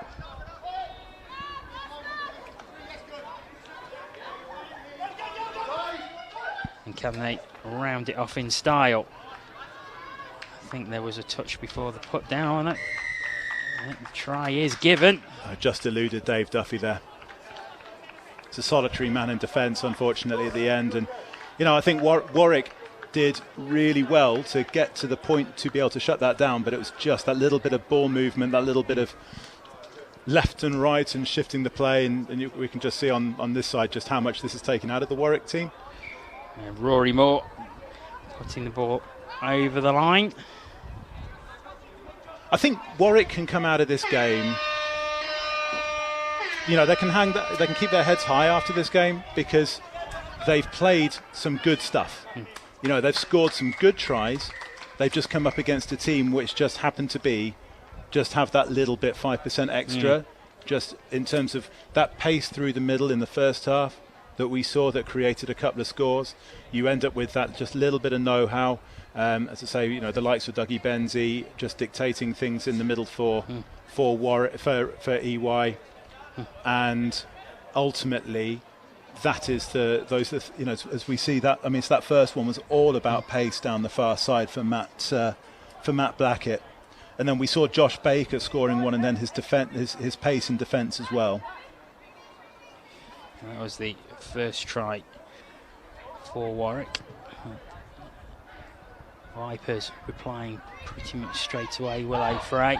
Yeah, that was Dougie Benzie just coming down the left-hand side, just creating the overlap. So what he did what you're seeing here with Vipers is they just loaded up the middle completely, and then all of a sudden you've then got that fresh. That's a lovely scoop there from Big Chris. That's a great shimmy as well for the put down, and that was right at the start of the second half, and it was a great start to the half for Warwick, but then this the layoff to Willow Frey from Gus Logan, and it was Rory Moore who put it over. So 5-2 to the EY London Vipers to get to the plate semi, and Coming up next, we have the Cup semi-final between the Cheltenham Tigers and London Galaxy. So we'll stay tuned for that. But Chris, thanks very much for joining us again. Pleasure to have your company as always.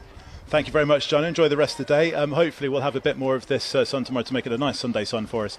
And enjoy the rest of your day. I will do my very best. Thank you very much. And as I've said, the next game coming up at kicking off at 3:30 is the Cup semi-final between the Cheltenham Tigers and the Galaxy Touch. So join us for that. But for now, at the moment, from Banbury, it's goodbye.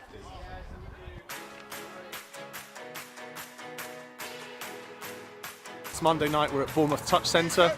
We have 2 sessions in play this evening. We've got our Children's ETA Touch Academy for 7 to 12-year-olds playing behind me. On my left we've got O2 Touch. We coach them sort of 7 key steps of learning how to play touch so that they can actually get playing by the end of the evening. Here at Bournemouth Touch Centre, we're at one of the busiest sports centres in the country, so there's lots and lots of kids clubs here, with hundreds of children playing football and other sports on a Saturday, and we're slowly seeing children come and try touch with us, which is fantastic. I think we've got 13 or 14 children here today. Bournemouth Touch has been great fun, and people have been really helpful at just teaching you what to do. I was new to it just a couple of months ago, and people have really helped me to improve, so it's been great.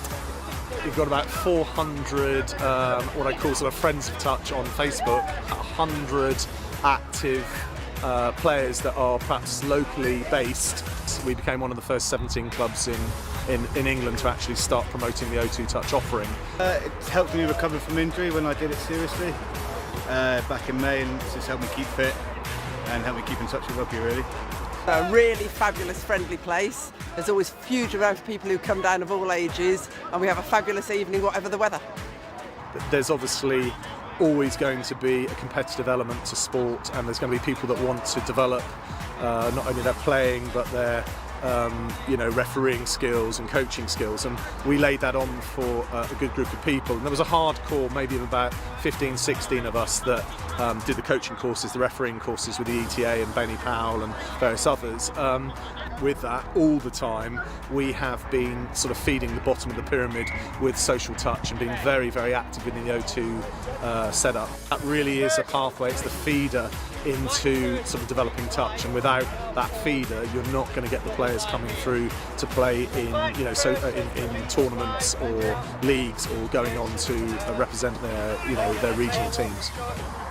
Bournemouth Touch Centre is so great because the people who organise it, Alan Reid and Jason Cunningham, have been doing it for nigh on 15 years.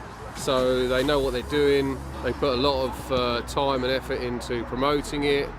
There's new players turning up every week, and of course that makes it more competitive, and people enjoy it more because of the competitiveness. It's the camaraderie. Like I said, I first moved here from Bath, and then I met Jace. It's been great with the community. We are one of the most successful touch clubs down here on the South Coast.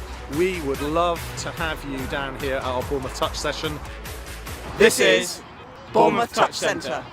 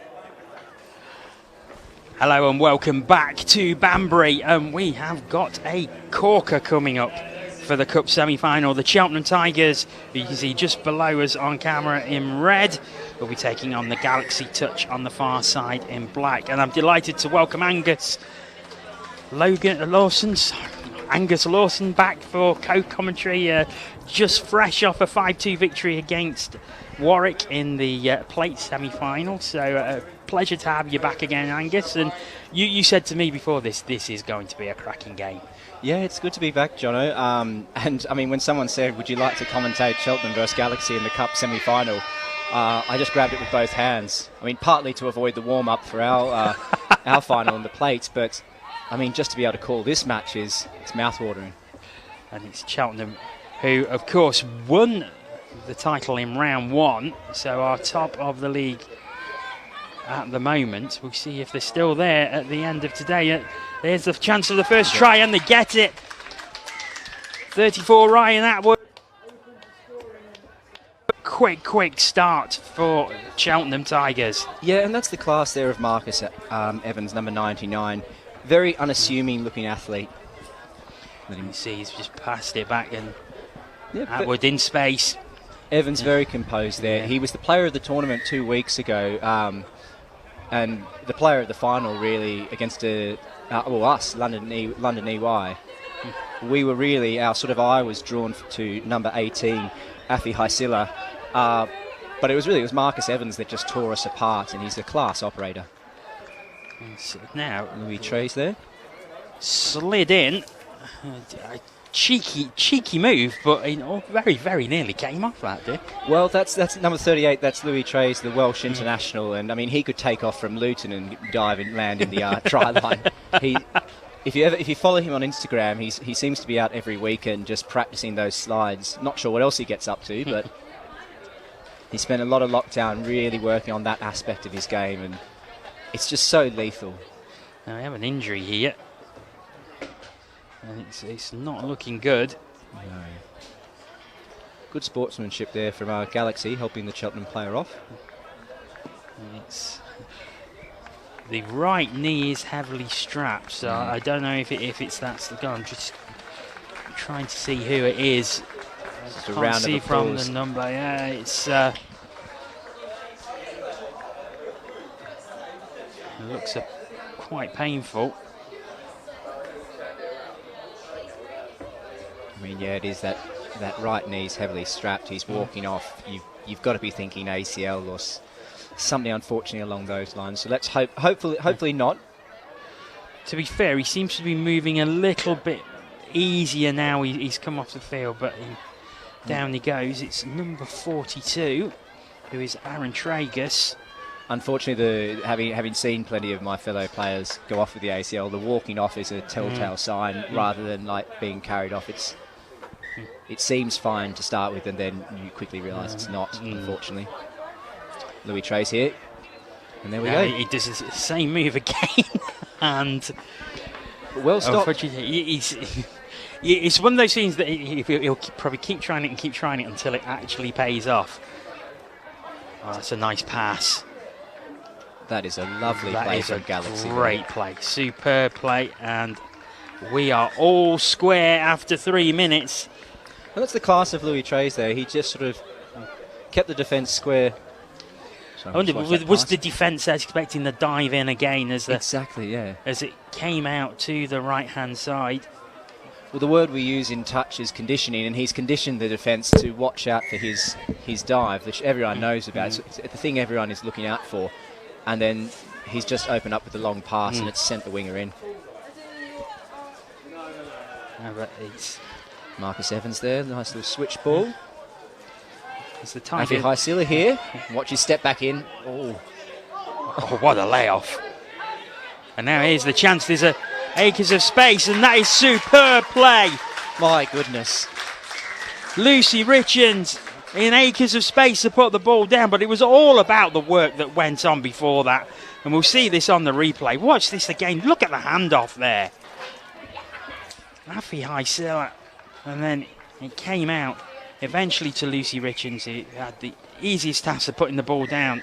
And that's 2 attacks for the Tigers and 2 tries. I mean, the question has to be asked, was that the Cheltenham Tigers or the Cheltenham Globetrotters there? That was sensational from them. I see. And you said this will be a cracker. We've seen some great quality rugby in this opening 4 minutes, and stay tuned. This is going to be good. Oh, just a little high there.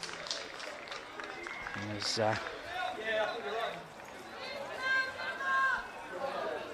passed along and just a little too high and goes into touch. Kamil Shahabdeen there. He just threw probably a pass that was just a fraction too high.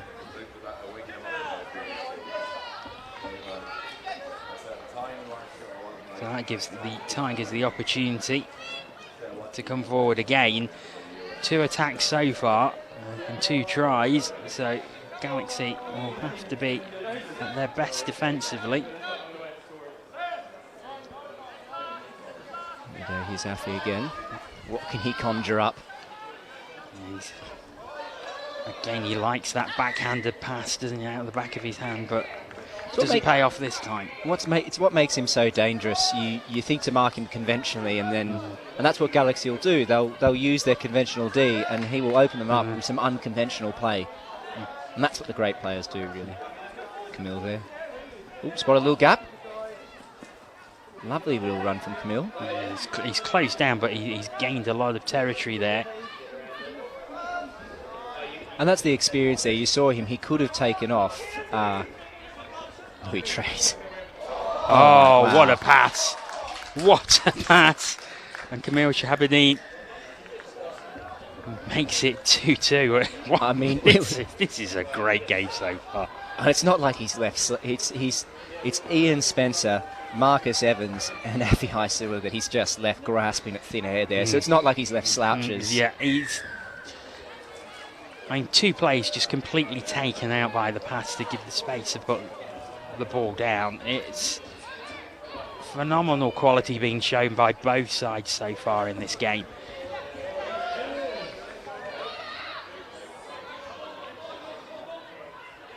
I mean, we're talking a lot about the experienced players, the internationals here on show, but of course, you have to remember that this is a development tournament and we have got some development players in these 2 sides. Thomas Cowan here, number 11, for the Cheltenham side, young fella, very promising. A lot of buzz around him. There he goes, making a nice touch. Touches there. Galaxy looking down. That's a rare bad giveaway. Yeah. That is a rare mistake from Eric Williams. England touch international. He won't be happy with himself.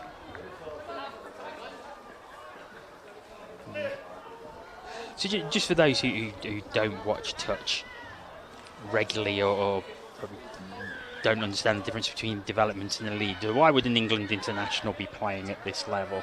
Or is it just a case of having that experience in the team to bring the developed players through? It's absolutely a case of having the experience in the team. So, yeah, 2 weeks ago we had the Saturday was the National Touch series. Oh, here we go. Ooh, that's a good shot from Kamil there. So 2 weeks ago we had the National Touch series, which had a lot of the experienced players, the top level internationals playing in it, and then the development competition was on the Sunday. And today we've got, obviously the development is on a Saturday. There you go. Was there a touch? Yes, touch there. And so we've got actually a lot of internationals on show, as we're seeing in this match, and it's absolutely about having the experience of those cool heads, your Eric Williams, your Marcus Evans, your Afi Haisuas. I mean, to be young Thomas Cowan in this side, and you've got Marcus Evans telling you where to go, it's a dream for a young player. Here we go again to the wing. Oh, nice bit of footwork. There was a touch, I think, but it was a lovely bit of footwork as the ball went down. Unfortunately, the touch coming on the back, we have to go back to 7 metres. We're already coming up to 9 minutes in the dive. It's just flown past, but the quality has been sensational in this half, just as you said it would be. Oh, no, and that's twice in a row for Galaxy. And I mean, if anyone was going to take that pass, it should have been Jerome Denale. He's a professional yoga instructor, so I mean, they really made him stretch for that one, but not even him. He didn't even have the durability to get it. Here. Over on that far wing, that was number 12, Emma Mundy, and just a great bit of footwork. Goes back into the centre. Oh, there's just a touch there. Yeah, 2 weeks ago in the final against Cheltenham, we played them, and I think aside from the big name players in the middle, it was also players like Emma Mundy on the wing that just, really punished us. We'd played against sides who would try and send it long to their wingers and would drop ball. The wingers would drop ball due to the fact they're inexperienced in their learning, because this is a development tournament. But you get a player of Emma Mundy's quality, much like Graydon Sewell that we were talking about the previous game, and they're just worth their weight in gold. They're just so valuable to have in your side. So half time in the game, it's the Cheltenham Tigers 2, Galaxy Touch London 2, and Angus, I've mentioned it several times now. You said, this will be a great game, and it's more than been a great game so far. Oh, hasn't it just? It's exactly as I predicted, Jono. You can't have this many internationals in both sides and it not be entertaining to watch. The attack is quality, the defence is class. It's wonderful. All those armchair fans at home will just be loving seeing the way some of these players like Louis Trays, Afi Heisler are picking apart the defences, because these aren't sloppy defences we're seeing. These are very high quality teams with a sprinkling of some real young development players who hopefully we'll get a better look of in the second half, but so far it's been all about the big name players. And of course the place in the final is on the line. That's the reward for winning this game, which probably explains why it's so close and we're seeing such high quality. But Cheltenham, of course, having won the last round, will be looking to sort of keep that momentum up and get into that final to give them a chance of taking round 2. Oh, absolutely. They've got a point to prove. They'd like to come away with the title both weeks in a row. What club wouldn't? Interesting. So you were saying just before, it's Yorkshire they'll meet them in the final. Yeah, the Yorkshire Thorns against the Manchester Chargers is the other semi-final. So yet to play. Yeah. So I think it's playing at the same time as this. So and we've seen both on the stream today, and Yorkshire in the second game. And considering that this is their first games of the season, they look very, very good. A bit of a surprise package by the sound of it. It'd be very interesting to see them make the final and have a side that we don't know as much about coming up against Galaxy or Cheltenham, which will be very familiar to a lot of fans at home. So the players heading back out onto the pitch. Obviously the thing we don't want is to have a semi-final that really should be the final and then have a bit of a one-sided affair in the final. That's the only thing I'm slightly concerned about, but hopefully the quality in the second semi-finals are just as high as what we're seeing in front of us. Eric Williams and Louis Tray here looking to conjure up some magic in the middle. So they're definitely planning something, aren't they? Oh, absolutely. You've got Eric Williams, the old bull, and Louis Tray, the young magician. It's match made in heaven. So there goes the hooter. So we are away. All square. Could we have extra time again? There was the last time he was here. So maybe we will see what happens. So plenty of time to go though. Well, so far I've commentated 2 matches here in Banbury, and both have gone into extra time. So can we go 3 for 3? we will see. I would love it. They're exciting. They're so good to watch. We've seen the quality at 7 on 7, 4 on 4, 3 on 3.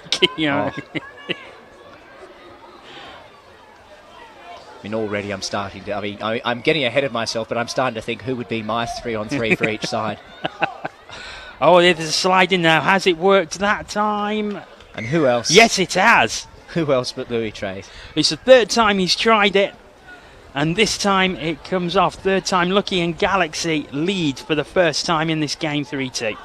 It's a real art form, the slide, and it's something quite unique to touch because, especially here in England, most players come from a rugby background, and you're anticipating some form of contact when you go into slides. So I know it's something myself, I struggle with it. because you're anticipating taking that contact or gliding over the line and in touch, if you can perfect that slide, as we see Cheltenham looking to score, going to ground. Yeah, if you can perfect that slide and really put it in your arsenal, then you're a very dangerous player.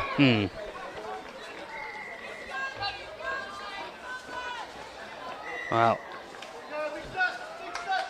possession goes back to the Tigers, so this is an opportunity. They are quite deep into Galaxy territory. Can they get back on level terms? Okay. We're off again. Ian Spencer there with the dump. No, Marcus Evans didn't like that. That was a bit of a sweeper play, but Marcus Evans clearly didn't like the setup for it, so just called it back. They've got the touches. Into the centre it goes. Yeah, they just, look at that. Cheltenham they're so calm with the ball in hand. They have the confidence to just work the ball around and not really panic. And I think that's where they sort of differentiate from, I'm going to throw us under a bus here and say, here we go, Marcus Evans. Lovely take. Well but well covered. I think there was a touch there. Oh, no, he's given. Yeah, no, I think it's a penalty there. So sorry, yeah. I've got to get used to this. It is quite confusing. It's the straight arm out penalty. The arm down is a try, which I think comes from rugby league. So Cheltenham start again. But no, as I was saying, it's something that we don't do as well in the... This time. Lovely work. Great work, and it is 3-3. Lucy Richards there. Yeah. Very safe pair of hands. Yeah, I think that's a second try of the game. Let's watch this again as it comes right out to the left wing. And Lucy Richards all on her own. And they had warning previously as she put the ball down just a few seconds before. And yeah, they let Galaxy know about it. They were looking at that wing. And that's what Cheltenham do. They have patience. They work the ball around. They don't get to sort of get themselves worked up. They just wait for the opportunity to arise and then they strike. And here's Galaxy, the hit back, Louis Trays, dancing feet. No, he doesn't like it. Coming back out, looking for Eric Williams. Eric Williams giving a little buddy pass. Oh my goodness. Has he taken him down? No. Well, no. Yep, that's a try to the magic dancing feet of Louis Trays. And it's just like that, it's 4-3 again. Let's watch this again as he puts it down, receives the ball back and then just shimmies one way and the other and gets it down before the touch. Touch was claimed, but the ball was grounded before. Oh, and poor Thomas Cowan, number 11. That's a lesson he won't forget soon. But well done, young man. You're marking an absolutely quality player there. Oh. And here come the Tigers, but the pass is loose and possession will turn over to the Galaxy. Yeah, a bit of miscommunication there from the Tigers. Eleanor Moss looking to jam in, and Alfie wanting her to bounce out there, I think. There's Galaxy go through the centre, going deep once again as they look to get a 2-point advantage. Mike Rower here. Again, they just... Yeah, and it wasn't really on there. I think we notice in this game, compared to probably the other games we've seen during the day, is how quick the passing is, how slick it is, and how the decision-making just appears to be a lot quicker. It is, yeah. It's the confidence to throw the ball around, and I tried to mention this a few plays ago, and then Cheltenham quieted me with their brilliance. But it's the ability of quality sides like this to move the ball around, just see what the defence is doing, not sort of panic, whereas other teams like ourselves might stick to a certain play and run that somewhat robotically. They're very good at playing this fluid sort of touch. Here we go. Oh. Where they sort of they move the ball around, they wait to see what the defender does, then they strike, and that's what quality sides do. And if you're a development player in these sides, it's a great learning experience.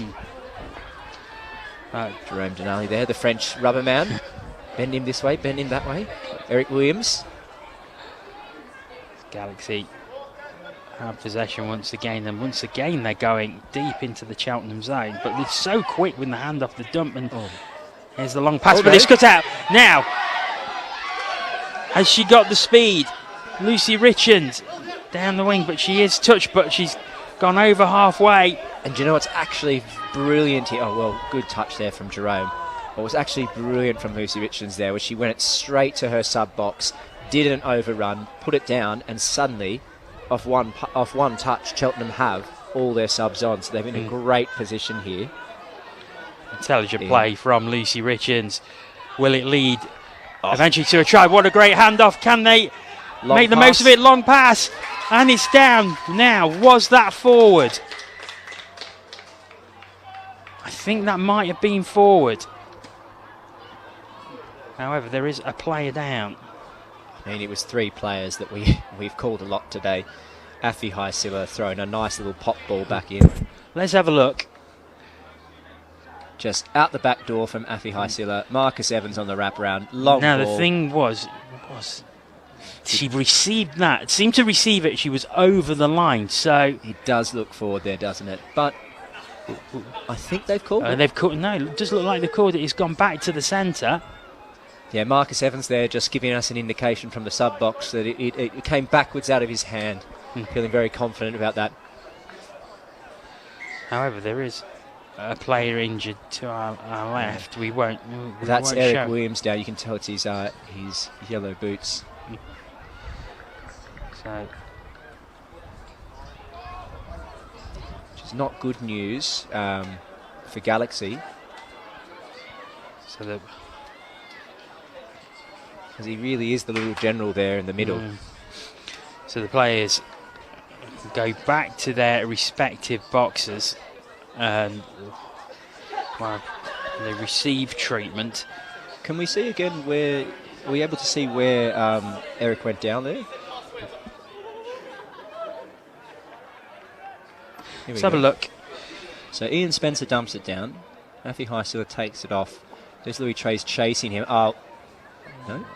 No, he's there. Oh, he dives there. Oh, it's the shoulder. Yes, yeah. I think his shoulder went as he went down. I mean, he's made an absolutely heroic dive there to try and get Marcus Evans and put the pressure on him, but he's landed very awkwardly on that left shoulder.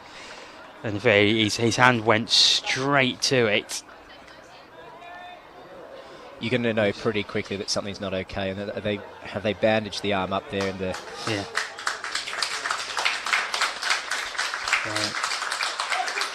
Applause as he goes off. It's a second injury. Second injury for them. As we've had today. And it's certainly not through the fact that there's anything venomous in any of the touches. Oh, no, not at all. No, it was just an attempt to get the ball. So we will kick off again. It is 4-4, so the try is given. Number 40, George Warboys, now comes into the mids with Louis Trey, and let's just see. He's got big shoes to fill. Things we've had a long period without any play. So if Galaxy can touch this over, it's a good tag there. Yeah, well done, Thomas Cowan, number 11, the young fella. Wasn't going to be fooled twice by the step. So we're into the final minute. So I think there is every chance that this could go to extra time. The hooter will go. Of course, no injury time, no clock stopping in this. So we'll take a serious defensive effort here from Cheltenham to hold out. Here we go. Here's the chance. It's down. Is it going to be given? The touch is claimed, and yep, it's given. And it's given, and at the death, Galaxy take it. The hooter goes. And it is the London Galaxy who will progress to the final. And the Cheltenham Tigers will go to the 3rd, 4th place playoff. But Angus, I think it was a game worthy of a final. It was a game worthy of a final, and a game worthy of extra time really there, I think, would have just made it all the more exciting. I saw Marcus Evans, Afi Haisila come running on for one last play. And you knew they had something, like a real clutch play there, and they've both put their hands on their head. They know that given the time, given just a minute, they could have conjured something up to equalise, which is hard on Cheltenham Tigers, but that's the nature of knockout finals touch. Well, there's the highlights. There's the fabulous try out of the back of the hand there, and it went right hand side. But there we go. So the defending champions, Cheltenham Tigers, knocked out by Galaxy Touch London. Heroes one day, beggars the other. They've still got a chance of finishing 3rd place, which may or may not keep them at the top of the table. Absolutely, once everything is anything comes out in the wash later. But it was a fabulous game, and I think you're right. Extra time would have probably been the fairest outcome there, and let them decide it 4-on-4 and 3-on-3 if needed. Absolutely. I know that I think we can speak for the fans at home. They would have loved to see something like that. Here is the winning try. I think. Oh no. No, that was earlier on. So this is the equaliser we're just watching from Cheltenham, and where Eric Williams went down.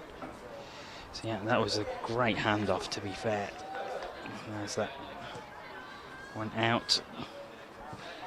And if we even look at the Cheltenham Tigers, we can see number 42. He's back up and walking, which is good news on that injury for the Cheltenham Tigers. Here is the winning try as it goes down in the corner. So thankfully Aaron Tragus looks to be okay despite going off with a suspected knee injury. Diagnosed as an ACL by myself, but perhaps I'll stick to my career as a primary school teacher rather than a physio.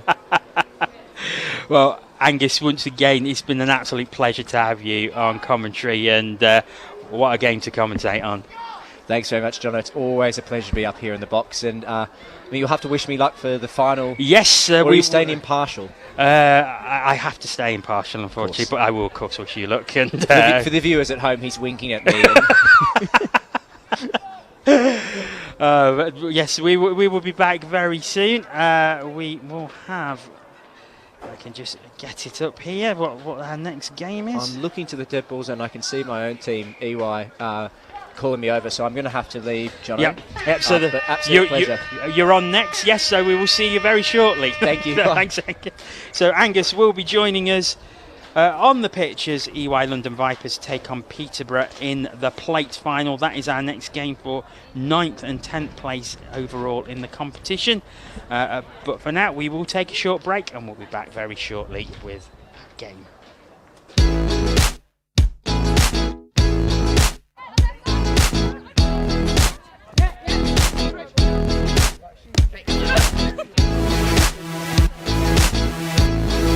Well, first and foremost is we want to give everybody a game, so we are an inclusive club, and we will search out opportunities where everybody who wants to play representative touch for the club can do. So that comes from those down to, I think our youngest player has been 11 this last season, up to, dare I say, Hobbo, I think he's 57 now. And that's what we are about, we're an inclusive club. But within that, we also want to be a club that wants to get better, wants to improve, wants to win things. And for us, trying to grow the top level of our club and getting better and growing our performances is also just as important. No, it's good. Just shows how touch can be played by everyone. Yeah. I think it's a good selling point for the sporters in general. Yeah, because I can learn more from him than other people because he knows what I'm like. It's a facility for all ages to play touch rugby. As you can see with our training that we've got kids from sort of 9 and 10 up to me, who's quite old, over 50. Representing Nottingham with England is great because the Euros were held here as well, so we had a really good support as well for my first Euros campaign. I think it's been a part of our strategy, part of our plan. We see the future, we want to get better as a club. To do that, we need to bring youth in to shift as oldies further down the line. I think it's also the fact that as some of the older players bring their families down, children, there's 3 or 4 of us here tonight with children. The strategy's also been really targeting schools, junior clubs around here. The summer league that runs each year now gets 100 plus under 15s in.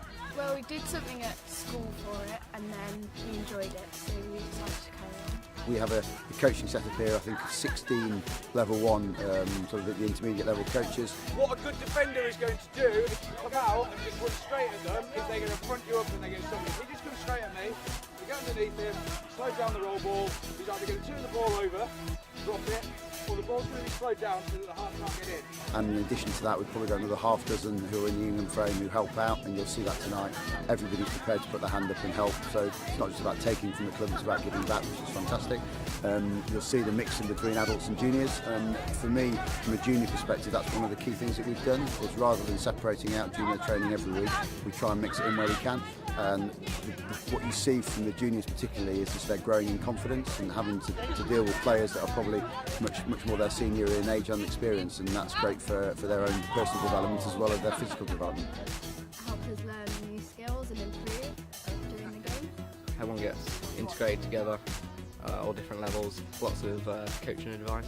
And it's just a great spirit down here. That's why I like coming down. We have a laugh, although we take training seriously.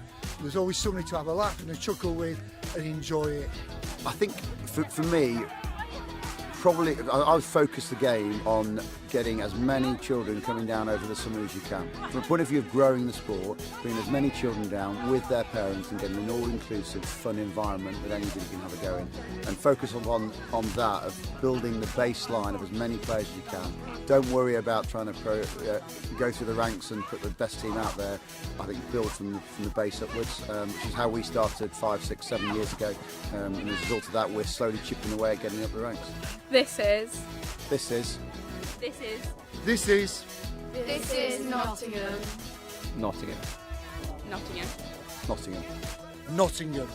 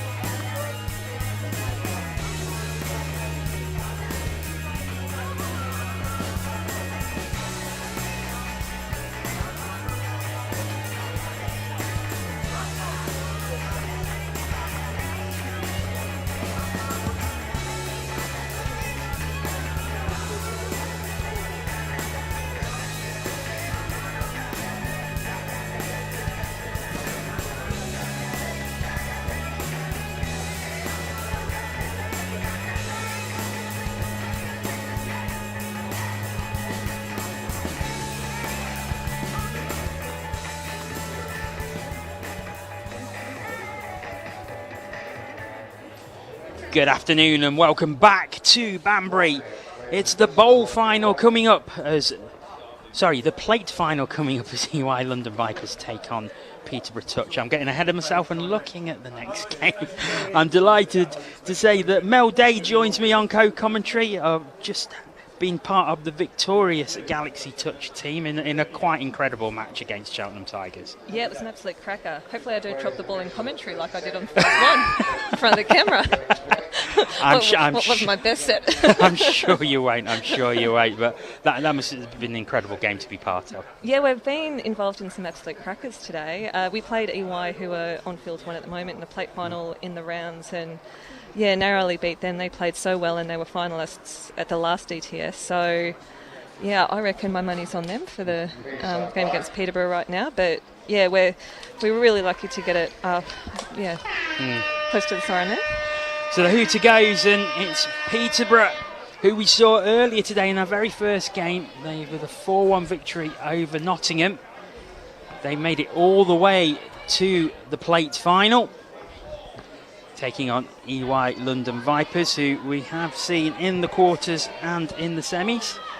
Yeah, getting plenty of field one action, the Vipers today.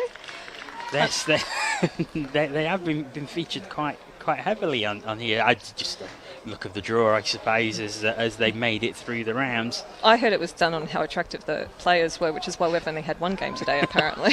I think I'm bringing down our team's average. I cannot possibly comment on that. Yeah, EY, they were unlucky not to make the cup. They came 9th in the round competition, so moved into the plate game. So they're probably favourites for it, and here we can see Dougie Benzie driving up the middle of the field and really creating a lot of space, long ball out wide. And there is the first try of the game, Josh Baker going over. The try is given. Josh Baker, he's got some wheels, eh? I heard he was a British 100-metre player. There he goes straight through. Really skilled in the 100 metres. He was in the British team for that for a while, and you can see it when he gets his run on. I think he's from a standing start as well. He's so quick within a few strides. And great hole hitting there and passing from Dougie Benzie. So EY with the early lead. Can Peterborough answer back? Of course, EY made the final in round 1. So do you think they'll be disappointed to find themselves in the plate competition, having made the final of the cup competition last time out? They've lost a couple of their key players this round. Zane Nell, who's probably one of their best on fields, and we've just seen the ball go down there during the drives. He's not playing today. Apparently he's injured. Might be pre-drinking for the Euros final tomorrow. And one of their really strong girls, Izzy, who I think was their strongest, one of their strongest females last time, is out this week. So, you know what, considering there are a few players down, I think they've played so well today, and hopefully they can win this final to finish the day. Over it is Peterborough, who are deep into EY territory, and that's a great ball out to the left wing, and that is a try. Absolute pearler of a ball. Just trying to see who it was. There's the replay. Look at that. It was a great Perticaro with the ball out. And you could argue that's undroppable. I think it was Alice Watts who put it down. We will get confirmation of that. As EY London Vipers look to get ahead to try and take the league once again. Going deep into Peterborough territory, and here they come. Yep, passing out to Link there. Unlucky not to get a ruck penalty. You could see Peterborough player in the ruck there, but ball's unfortunately gone down here, so we'll see how their midfield is. They're going to have to work hard here. So Peterborough taking it out to their right-hand side, building down the right wing, coming back infield now. Yep, getting up in D here, EY. Peterborough just need to get a bit of depth here to get some momentum in their drives. This is 5th touch here. So they've still not made the 7 metre. They might do now. And Hannah Pike, the number 3 for EY in that link position. She's an absolute cracking player. I think she used to be a hockey player, but she's definitely one of the best on field for EY, and you can see her showing it right now, driving it up the wing, getting great yards. I love it when you call someone out and they start playing well. It's the opposite of commentators' care. All right, Dougie Benji, this looks like their attack team. He's a great setup player, and you can see him with a really strong dump there. Going on the outsides. It's down again, and once again it's Josh Baker and EY London Vipers to retake the lead by 2 tries to 1. We shall see the replay in a second. So you see there that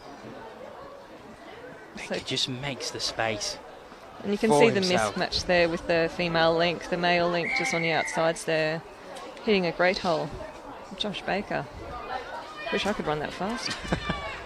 So do I.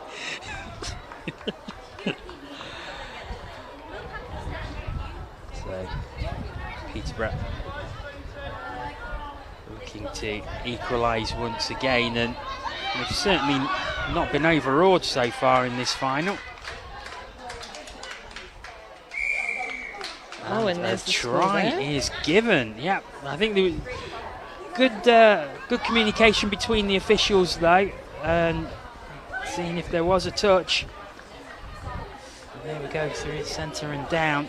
Yeah, good honesty there. Josh Miles really driving through, and well, a very even start to this game. We're almost 6 minutes in, and it's 2 tries apiece. Yep, Max Lambert there driving it up. We've got Josh Baker, the 45 again. He's opted to pass that time. I think there was too much in front of him for him to try and go himself, but unfortunately has led to the turnover, and Peterborough had possession. Yeah, and some great refereeing today. We can see the control ref now. Ollie Simon, I refed with him last tournament, and he's a cracking little ref, little junior ref. I think he's only 11 or 12, but just such a strong referee, great comm. So it's been really good today to have some really strong refereeing on the field. And how good is it for the future of the sport and the future of officiating that you've got someone that age who is like on the and controlling the game with players who are much older than himself. Yeah, he's got such maturity on the field and such good communication, and he plays quite a lot as well. He was in the under-15s England squad, so he's a cracking little player as well. But yeah, promising young referee as well, which is great to see. It's great to see them coming out to a DTS where probably not as much pressure as in NTS, and getting some experience at this level, and I think it makes them better players ultimately as well. Mind you, I'm a referee and I don't think it's done anything for my touchability, so I won't speak too highly of that. Here we go, EY on the attack. This is 5th touch now. They're going to have to do something here. It goes back into the centre. Looking to go to the right-hand side. Is there the space there? Laid off there by Hannah Pike, but goes into touch, and that will give Peterborough possession back once again. Yep, creating some good opportunities. Hannah Pike on the far side, and Kilson on the far side of the field, which makes it a bit harder for Peterborough if they're driving towards their sub-box, which they are now. Some good touches by EY here. Just sucking up some of the momentum of Peterborough. You can see they're just a little bit flat-footed. They're going to have to set up a strike dump here. That's 5th touch. They're over halfway, still a long way to go. They have possession. Here's the try scorer, Miles, and he goes through again. Given. So Josh Miles with his 2nd try. And like you said, they had a lot of work to do. Yeah, I'll tell you what, this 38 here, Franco Pedicaro, he threw that absolute pill in the first try, and you can see him just set that one up now. Franco, I think he's best on field at the moment for Peterborough, just creating opportunities everywhere. So Peterborough lead. It's the London Vipers who are on the back foot as we head towards half-time. A great game so far. Josh Baker just couldn't take that with him, and possession will return to Peterborough. Yep, Peterborough driving towards their box again. It's kind of getting towards the end of the day, so we'll see teams inclined to come towards their box before they go to the middle of the field and try and set up a strike play here. Much better set of yards from Peterborough this time around. Resetting now. As it goes back into the centre. You can hear the referee from here, 5th coming. That was 5th touch now. Touch made. Touch. Yeah. So that will give possession back to London Vipers. They've got around 30 seconds to get up the field, and they're giving it to Baker, and Baker turns on the jets but just runs into a cul-de-sac. Still not over halfway for the Vipers, and around 20 seconds remaining in the half. They're going to have to be quick. Feeding back in here. Number 8, Max Lambert. He's a really strong player. We play against him at Super League on Thursday nights back in London, and he's a really solid player for them, but time's got away from them. What a close match so far. Yeah, Hooter goes, and it's Peterborough who go into the break with a 3-2 lead in this plate final. Note for 9th and 10th place in the competition for today. But yeah, Vipers started really well, but then Peterborough coming straight back into it. Just got word that Ash Barty won Wimbledon from my Right, Aussie teammate here, so if anyone's watching, Ash Barty, good that she got up. So, yeah. Yes, you'll be very happy about that. I mean, Yep. No real British interest in No, Wimbledon. technically I'm half British now. Just got my citizenship a couple of weeks great. ago, so yeah, but bit of an Aussie at heart still. Yeah, close game. Who are you calling for the win here? I've been really impressed with the way that Peterborough have played. They've been very tight. They've been good defensively, and in Josh Miles they've got someone who can explode from the centre of the pitch, who can score tries. He scored 2, and I think London know they're in a game here, and I think we said that with them being in the cup final last time, you would have probably expected them to start as favourites, but they really seem up against it so far. Yeah, they do. They're creating more of the opportunities. I think they're winning the midfield. It's just a few little errors on the line that's robbing them of a few scoring opportunities. But yeah, I've got to say, I think my money's on EY still. There's still 10 minutes to go, so I suppose it depends what the respective coaches are saying to their teams in their sub-box as we head towards the second half. Be very interesting to see how this one finishes. It's very close at the minute with say Peterborough 3-2 ahead, but we've seen the quality that EY have. We've seen the speed of the likes of Josh Baker. I would expect him to be playing a very pivotal role in this second half. Yeah, absolutely. Now, if it is a close game and there is a drop-off, we can see EY about to tap off for the second half, so they'll get the tap-off and the drop-off, and they've got a really strong team in here. Matt Blackett about to tap off. They've got their set-up player, Dougie Benzie, close side wing, and obviously wheels over there, Josh Baker. So just waiting for the hooter to start the second half. Players standing by.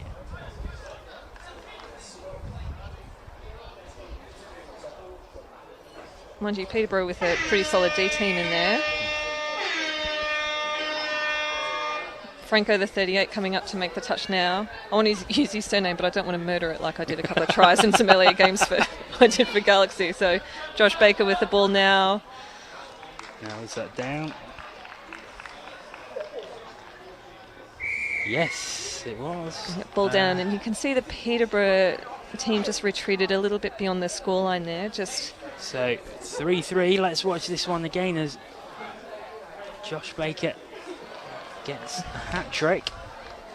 You can see they're just they lost sight of the touchline there. It can be really hard when you're backpedaling and you just lose awareness of where you are on the field. But I think Josh Baker probably couldn't believe his luck there as he realised he was over the try line and just had to put it down.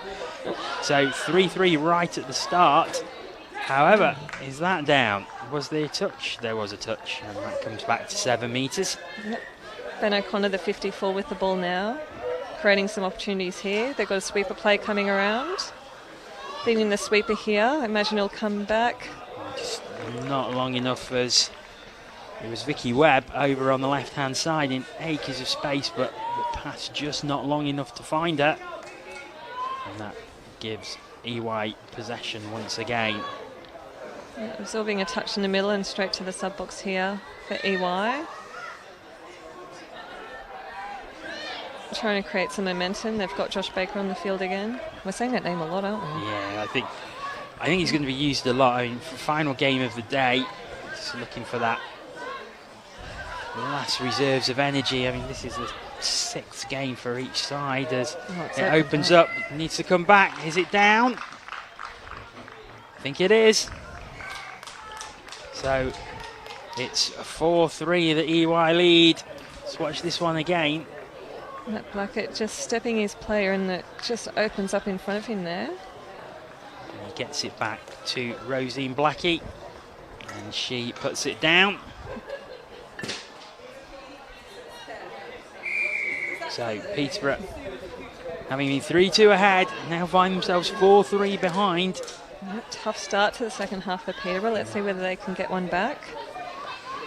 Did have a chance straight after EY equalised, but was touched on the way down to the try line. But here they are again. Great touch there by Hannah Pike. Great D. And it's back to the 7 metres, but still Peterborough possession. And there is the touch.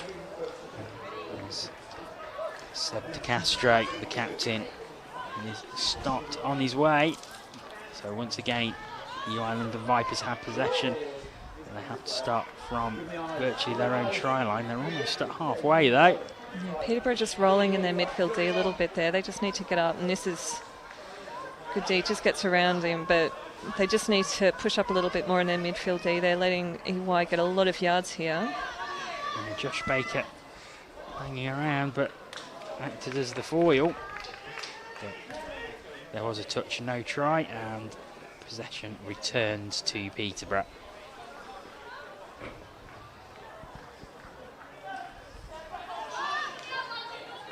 And here we have Peterborough just driving towards their sub-box. Again, just a little bit flat-footed. You can see they're just lacking depth in terms of their attack here, so they're just struggling to make it up to halfway. I think that was probably the 4th touch.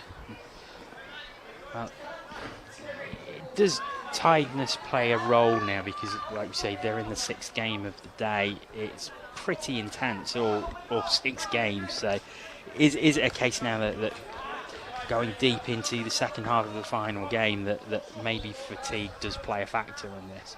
Yeah, and you can see fatigue play out with a few things, like your lack of depth when you're attacking and running onto the ball, not pushing up in terms of your defence and things like that, making some clumsy passes that I demonstrated in the last game. Yeah, all those things can play into a little bit of fatigue. And we had rain this morning, but it's been really, really sunny today, so yeah, it's starting to get a bit heavy on the legs now. Yeah, and I suppose the thing that you mentioned, it was raining earlier, but it has been incredibly humid as well, and the air seems quite heavy and close, so that can't be easy to play through. No, my sweat levels have been very, very unladylike, I'll tell you what, when I'm playing. A few dribbles where I'm not used to feeling them. Here we go, EY on the attack. Oh, that's unlucky. Goes against the body. Yeah, Franco unhappy with himself there, but I don't think he had a lot of choice there. I think if that went over his head, I think there would have been a 3-on-2 on his outside, so unlucky. 6 more touches here, EY, and you can just see them play a little bit some static play. Sweeper play, they're sending Hannah for the sweeper. What a player. Oh, Angus Logan. She's got just such couldn't pace. take it. Yes, she was just looking for Angus Logan on the overlap though. He just couldn't quite gather the ball though to put it down. Oh, great yards here by the winger for Peterborough. This is much better from Peterborough. Still looking to get to the halfway line. That's good wheels there from Fran Raymond.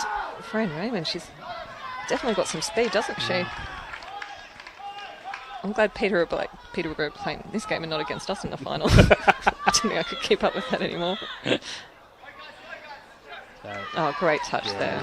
Full stretch, the touch there, and that gives London Vipers the possession once again as the clock is running down. Just 3.5 minutes remaining.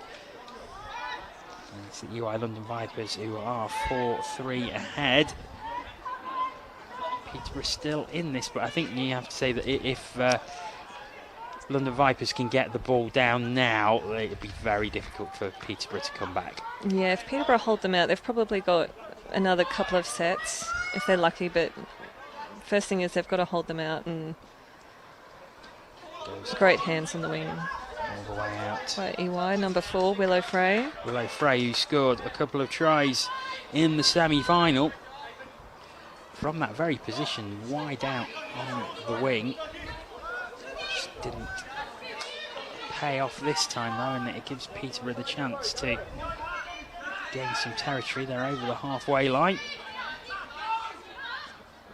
Yep, making some good yards here. They'd love a repeat set here. Yeah, here we go. Comes out long. Oh, he's just falls beyond Morgan McDonald. And once again, it's EY London Vipers who retake possession. Josh Baker back on the field. And we're coming rapidly towards the end of the game. Just 2 minutes or so remaining. I suppose now it's all about game management from London Vipers. Yeah, it is. Like, touch is such a fast sport that I was watching State of Origin in Australia, and they reckon an average set of 6 takes about 30 seconds. So only 2 minutes left, but you've still got a couple of attacks left potentially, and they've really got to force the error here, Peterborough, and try and get up to the line.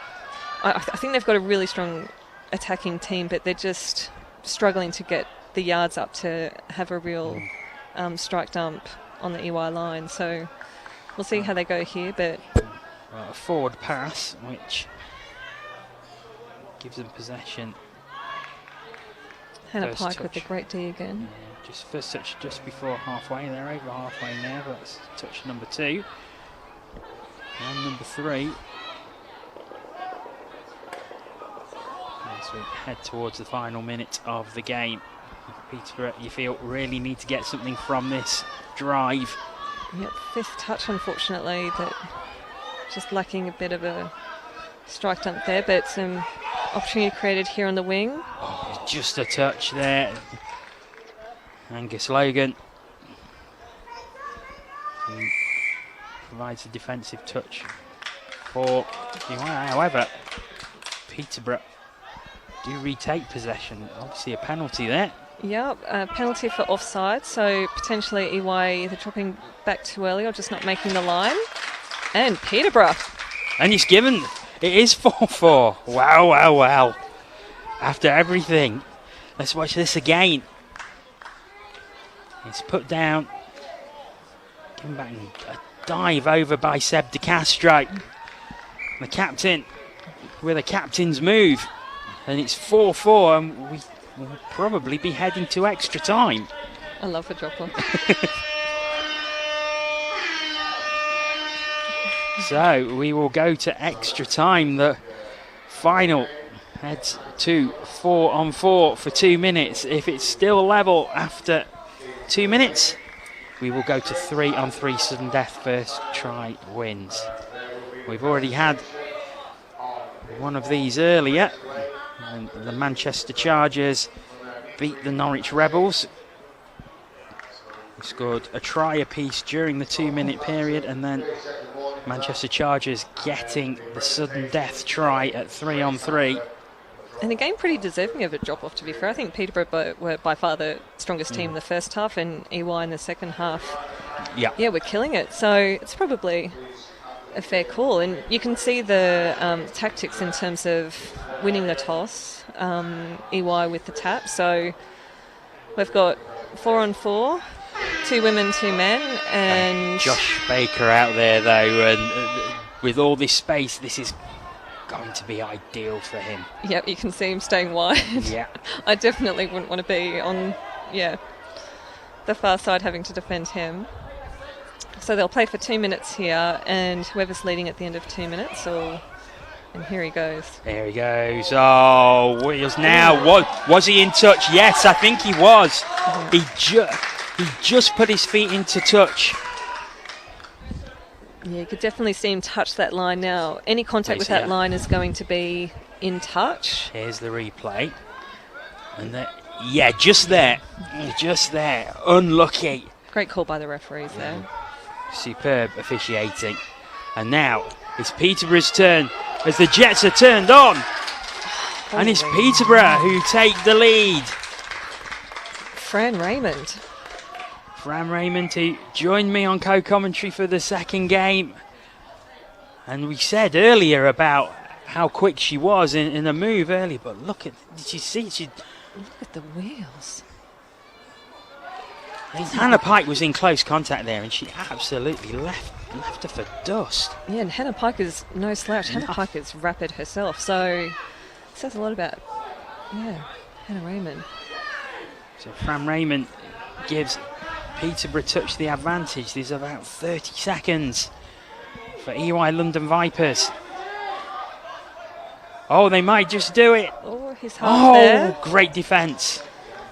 So he was half there, so he couldn't score, but it looks like the refs called 6 again, so they're going to have 6 more touches. But they are running out of time. 15 seconds. Will the Hooter beat them? We shall see. As he comes to the right-hand side. Logan, and there goes the Hooter, so this is the last play. And it's dropped. And Peterborough have taken the plate final. They will finish in 9th place. The London Vipers in 10th. But what a great final. What a final. Unlucky. It's a heartbreaker to lose a game like that, especially when, you could argue the momentum coming into that drop-off, they were by far the better team. Seeing some highlights now. Yeah. Josh Baker. Josh Baker with his first. Yeah, so Josh Baker, who had a hat-trick, but Peterborough came back to equalise. With an amazing pass. Over to the right-hand side, and down it went. London Vipers retook the lead. Baker again with his second.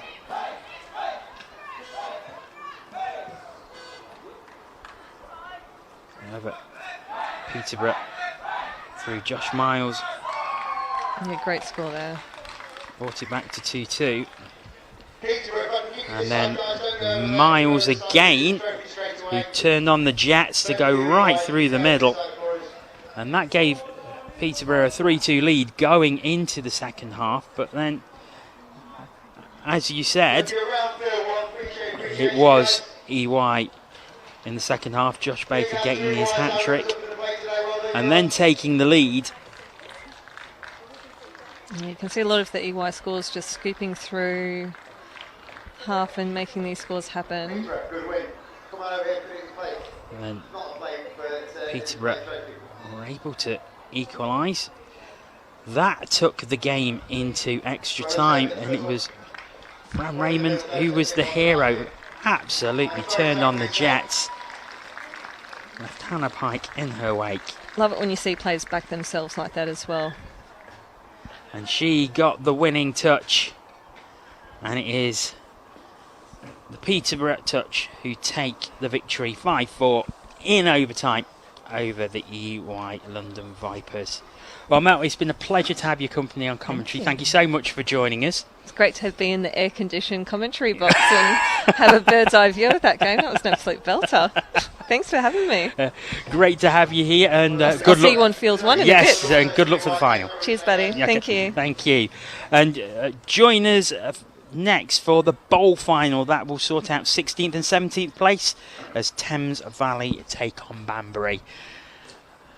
I think we have an interview lined up.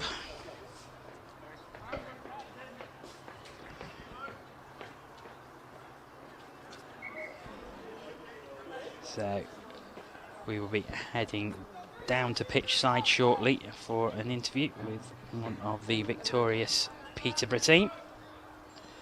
Just a reminder that the bowl final will be kicking off in around 6 minutes' time. That's Thames Valley against Banbury.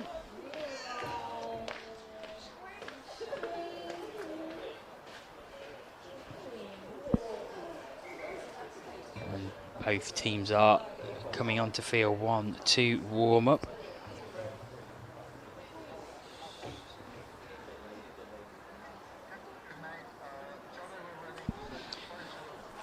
Okay, so let's go down to pitch side. Chris has someone from the Peterborough Touch for interview. Yeah, thanks, Jono. I've got to Seb De Castro, the victorious Peterborough captain. I watched you earlier on. You know, we had you on field 1 as well earlier on today. You guys have stepped up massively from 2 weeks ago. What's it been down to?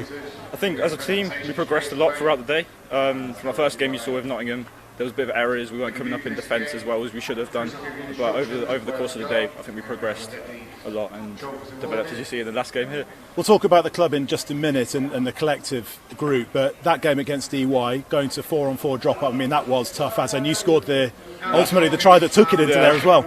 Yeah, it was a good game, very tough, very good to the team. We had to stick in it, make sure the basics were right before we got anything else on, and had to adapt a lot. They're a very good team, pushed us to the boundaries, but as a collective we pushed on.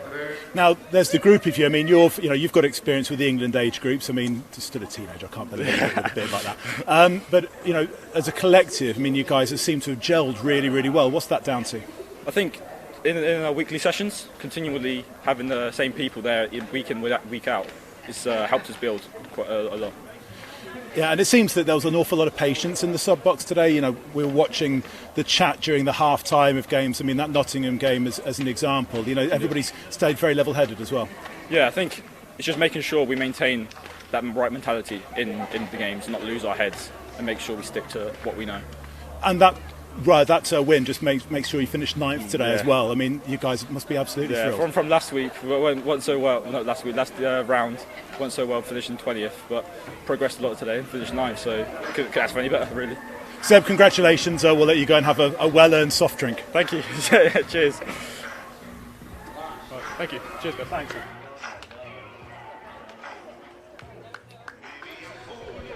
So, welcome back to the commentary box. We will be having the bowl final, which is Thames Valley against Banbury. That'll be taking place very, very shortly. And I'm delighted to say joining me on commentary is Jack Harris, who is the assistant referee manager for England Touch. And Jack, talk quickly about the day, and we've seen some high quality rugby.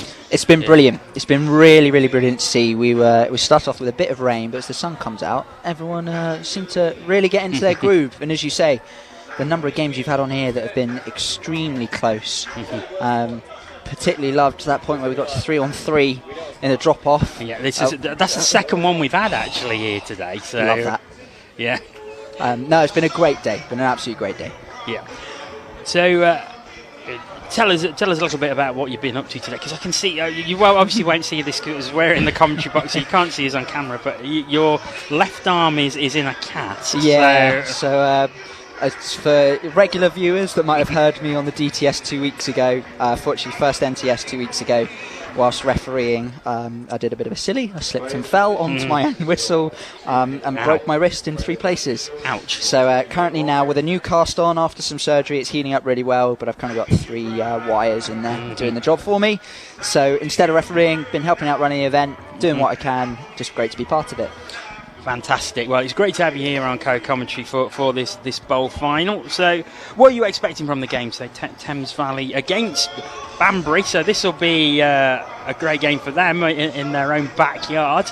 Yeah, absolutely. You've got 2 very differing sides here. Thames Valley, a development side from a club who's been in touch a long, long time.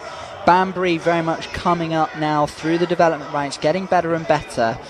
Be interesting to see here what comes out. Everyone's obviously had a long break. Yeah, really intrigued to see what players bring to this one. Okay, well, Thames Valley got to this final, beating Cheltenham Jaguars in the quarter-final by 6 tries to 2. And then in the semi-final, they beat the Horsham Tigers by 3 tries to 2. Thames Valley, Banbury, and they reached the final by beating Essex Touch in the quarter-final by 4 tries to 3, and then in the semi-final, they beat the Nottingham Outlaws also by 4 tries to 3.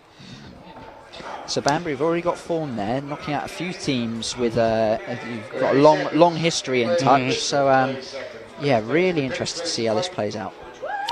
So kick off very, very shortly. Thames Valley in the light blue strip will be playing from left to right in this first half, and we have Banbury in the blue and white hoops. So, Jack, who do you fancy for this one? I'd never want to put anything on a game beforehand, but would be nice to see Banbury see what they can do. Home turf, I'm sure they're going to be very much up for this. Well, it's Thames Valley who are on the attack straight off.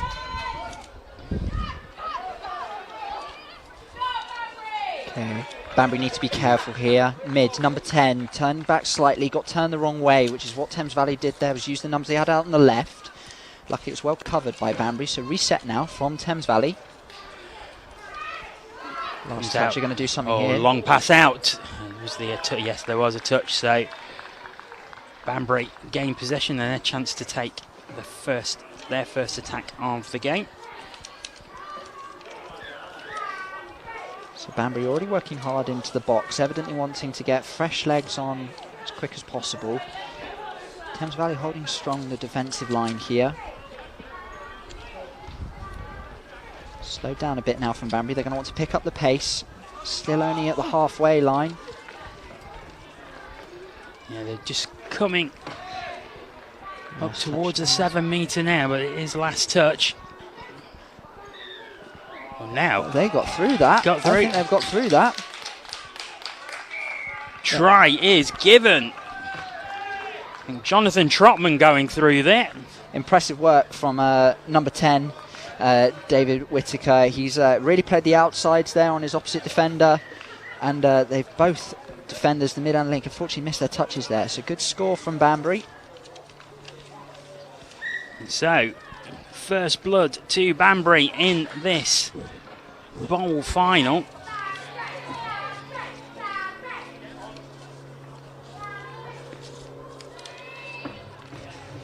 As Thames Valley look to come back onto level terms. So Thames Valley looking to set up the strike play here. See what they're going to play. Banbury got to hold high. So it's picked up as a scoop. And the ball has not gone away quick enough there from Thames Valley. It's a turnover penalty to Banbury for a touch and pass. Banbury regain the possession.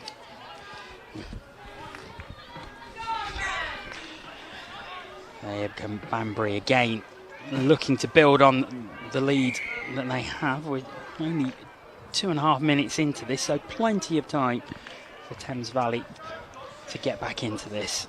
Thames Valley need to be careful here, just giving it away. Another penalty there for being offside. 6 to use from Banbury.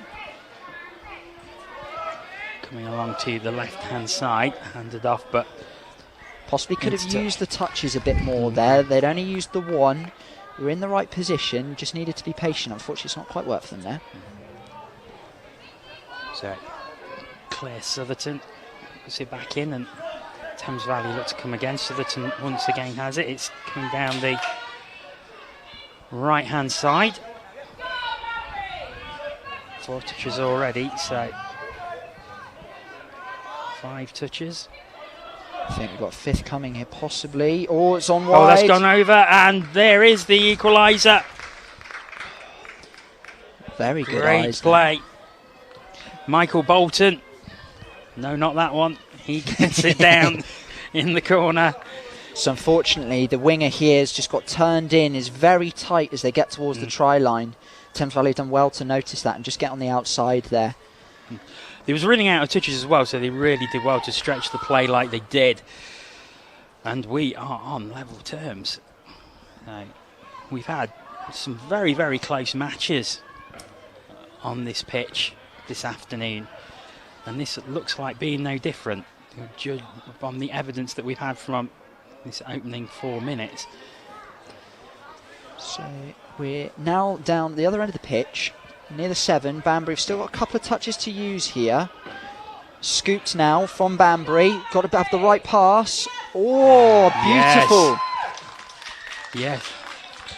It is given. Number 10 again, David Whittaker. Brilliant eyes there. He knew he needed to get the pass off as the dummy half. And I think it's Lisa Craddock out on the left wing who puts it down. So Banbury retake the lead.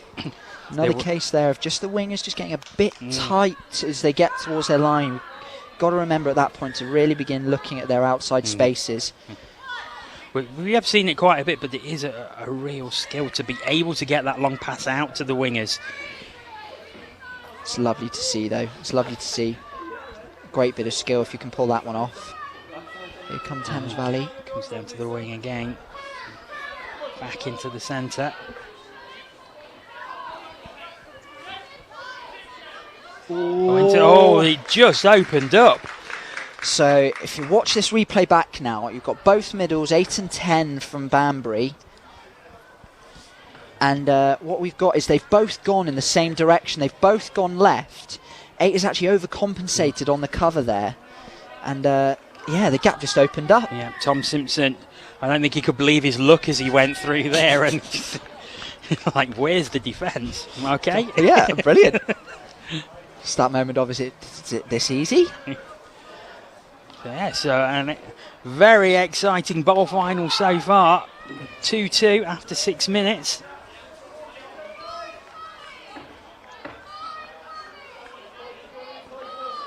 As Banbury look to retake the lead.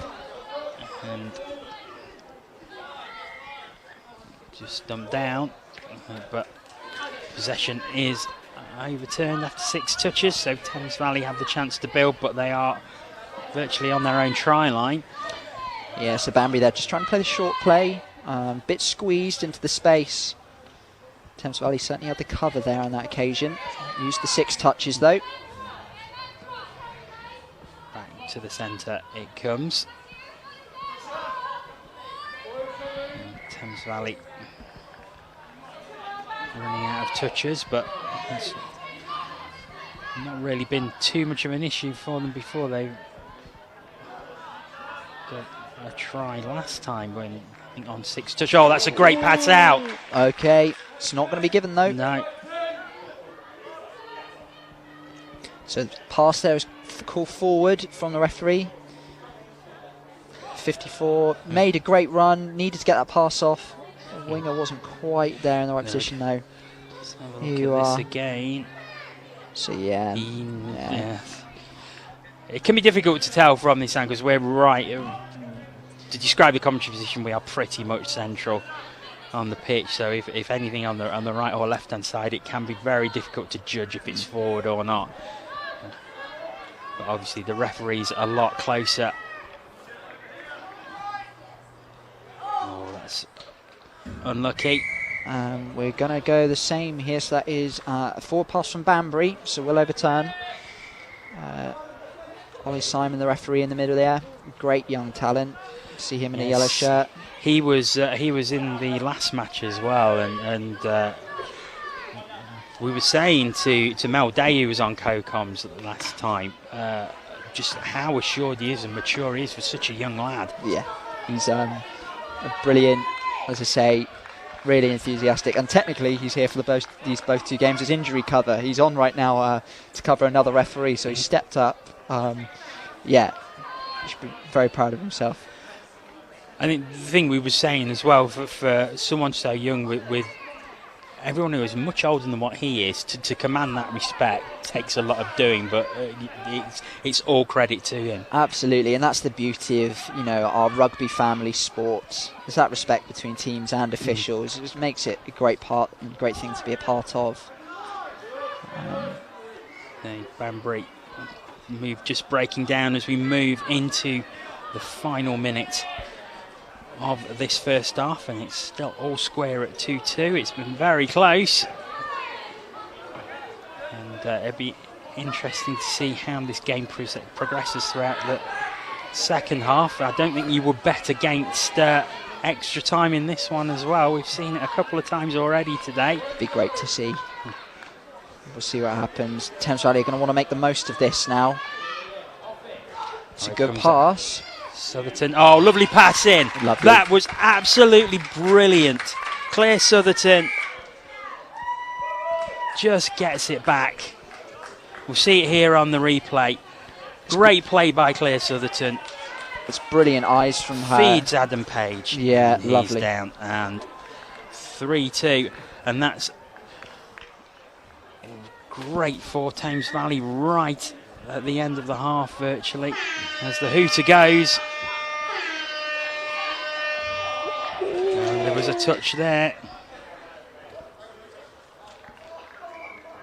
And okay, this is going to be an interesting one. So what we've got here is 74 initially claimed a touch and has then has said, no, I did not make a touch. So we call that a touch, no touch in touch rugby. So there is a penalty against her. So what's being played now. And that will end the half. Yeah. That will end the half. So essentially there was just replaying the so play. really interesting one there. Difficult one for the referee to deal with because you could have argued that Banbury player was in. Yes, yeah. Of course then, so Sean Harrison, the referee there, bringing the play back for the penalty as per. So we are going to go into half time with Thames Valley 1 up. Yeah, it's again very close, and I think Banbury was sort of managing it very well early on. They seem to be the team who was looking to maybe build a lead, but Thames Valley then equalised, and then it flew back and forth very even. So that try for Thames Valley right at the end of the half could prove pivotal. Absolutely, they've grown into the game a bit more here. Both the second and third try, very good when it comes to just noticing where the space is. They can continue to do that. This game's going to go quite well for them. So both teams look relatively fresh. They look good for a whole day's touch. They look like they've still got some legs here. This could go all the way. We were saying this to Mel. I was saying this to Mel in the last game. Like, how does it affect you on a day like this, where obviously you have rain to start off with, so you had all the issues with handling. It's been incredibly close and humid all day, which I'm sure doesn't help when you're playing 6 games of rugby. And then it is 6 games of pretty intense rugby as well. And fatigue must start to play a factor at some point. Absolutely, it always will. And in our setup here with the DTS, we've got 6 games of 20 minutes. At other levels, nationals, it would be 3 games of 40 minutes kind of thing. And actually, 3 games of 40 minutes sometimes feels better because you get a long game and then a longer break. This kind of day, you're on for 20 minutes, off for half an hour, you're back on again, and your body's constantly going up and down and up and down. It really does start to get to you towards the end of the day. I've certainly been there. And sometimes these games will go to the teams that have just kept the fresher legs. Of course, we'll look ahead. We've got the Cup final coming next, which will be between London Galaxy and Manchester Chargers. Of course, they've had a 2-game break since the semi-final, so that'll give them that extra chance to recharge those batteries, so they can probably give that extra for the Cup final. Yeah, that is the idea. It gives them a bit more time just to prepare properly for the game. They're both those teams are very much going to be up for that. It'd be a great one to watch if you're staying with us. Yeah, we are looking forward to that, and if it's half as good as the semi-final that we had on here, you will still see an absolutely cracking game. Absolutely. As it is, we are Banbury against Thames Valley in the bowl final. Number 9 there from Banbury, Jonathan Trotman. He looked there for the big long pass to the wing. She was free. Couldn't quite get it away, so had to go to the link. Unfortunately, the space was covered. But Thames Valley now back in possession once again, using the sub-box move well to get those fresh legs each time. And Thames Valley over halfway. As So they look to build on the 3-2 lead, taking some momentum into the second half with a late try in the first half.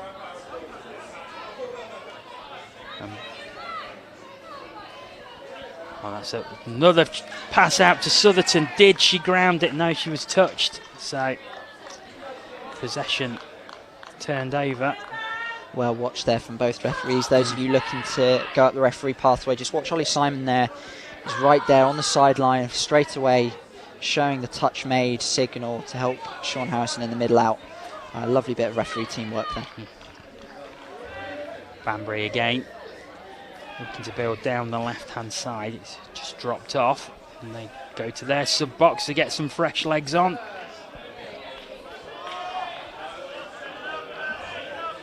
Well driven from Banbury. Thames Valley all trundling backwards there, looking quite tired, but this is fifth touch. Banbury are going to have to do something with it. Thames Valley couldn't get over to their sub-box. I think that they'll look to make a change now. There's a full change almost coming.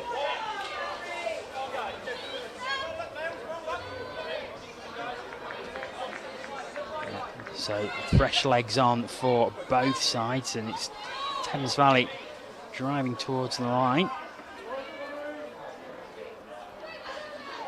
There's a chance now on the outside. It comes back in centre. Long pass. Close call. Here we go. It's a 2-on-1. Just needs can the they get legs. it down? Oh, I think there was a touch just before. There was. Unlucky, but it was a nice play. 2-on-1 opened up for Thames Valley. Banbury now. Here we go. Need someone on that ball. So Banbury looking to sprint. Oh, is that? Oh, he's away. Evaded the touch. Blinking, eh? How close does he want to get to the touchline for that? It was brilliant. I think that was great speed shown, and just managed to keep the important thing here was how he managed to keep his feet in touch. We saw in the last game Josh Baker who did a similar move. Look at that. Hairlines, he's fine. Yeah. Absolutely brilliant. That's Bailey Blackburn, by the way, guys, the youngest player on Banbury's team, junior Wildcat. Possibly got a brilliant future with England touch with feet like that. That was a very good play. I think Thames Valley were expecting to push towards Banbury's box, and he just went, no, we'll go the other way for now. So we are all square again at 3-3. We've got 6 minutes to play. We said you wouldn't bet against there being an extra session in this. We'll find out. We'll find out very soon. Oh, very unlucky there. That for Thames unlucky, Valley. yeah. Claire Southerton, who has been excellent on that wing, just not quite handling it, and she's been excellent with the handling. Scored a few tries, but just not that time, and it stays at 3-3. This could turn into very much a game of attrition here. Who, as I say, who's got the strongest legs to see out the game? Both sides beginning to look a little more tired now. Yeah, I think I'd have to say that I think Banbury probably look the fresher out of the two, from just judging on when the changeovers are coming, and the Thames Valley do look tired. You can see a couple of them that are in the subs box. They're the hands on hips. They're trying to get some air into their lungs. Well, as well as now, Banbury have earned 6 more from a touch and flight by. Lovely touchback, and Banbury take the lead 4-3. Let's watch this on the replay. So initially gone to the left. You now see Banbury turn right. The play's created by the scooper, and I don't think 25 made that touch. Our angle looked like she did. But that backward pass was very well thought out there by Banbury. Yeah, David Whittaker, who put the ball down, and Banbury lead by 4 tries to 3. 4.5 minutes left. Thames Valley are telling you, it's one of these teams, evidently, if they go one down, they get more. Yes, it's given, yes. as I was just about to say, Thames Valley look like a team that are very much G'd up by going down by 1 and wanting to get back. And that's what they do. Pass was away there beautifully. He comes over to the left wing.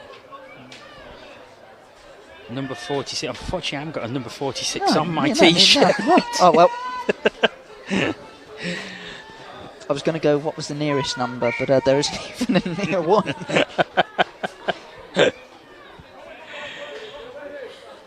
Less than 4 minutes on the clock. All evens again. So 4-all. There's Banbury coming again. Heading towards the 7-metre line. They're over it now. Just have to check back. Short play by Banbury. He's looking for the space. I think he may have been touched. No, he's given. He's given. So Banbury here, 2 brilliant short plays. Initially went left. It's great work from number 9. But now they come on the short play to the right here, and he's noticed the gap. Excellent dive as well. Absolutely brilliant dive there from Jonathan Trotman. Yeah, it's his second try of the game. Thames Valley will come back strong here now, as I say. Really put the energy and the pace in when they've gone 1 down. Right. Heading towards the 7-metre line, and here they come again. It's relentless. Full foul of a touch and pass there. Touch was just made on the back of the player. Pass was away too late there. Unfortunately, they've lost possession. So Banbury will need to use this time wisely. They're going to try and wind down the clock as much as possible. Still 2 minutes left. Well, that's an interception here. That'll be 0 touch for Thames Valley. It's not what Banbury will have wanted, and Thames Valley now have really got to inject the pace here. And after looking tired in the way, Thames Valley seems to have a bit of a spring in their step now. They look more dangerous, as I say, when they've gone 1 under. Banbury a bit more sheepish, knowing what Thames Valley could bring. It's another short play here from Thames Valley. 54. Beautiful. Yes, it's given. 5-5 with 90 seconds remaining. Tom Simpson goes over. So those of you who begin to start touch, learning a short play, that's exactly what we want to say. 54 has run the line and got on the outside of Banbury, number 10 there. Perfectly executed short and well scored from Thames Valley.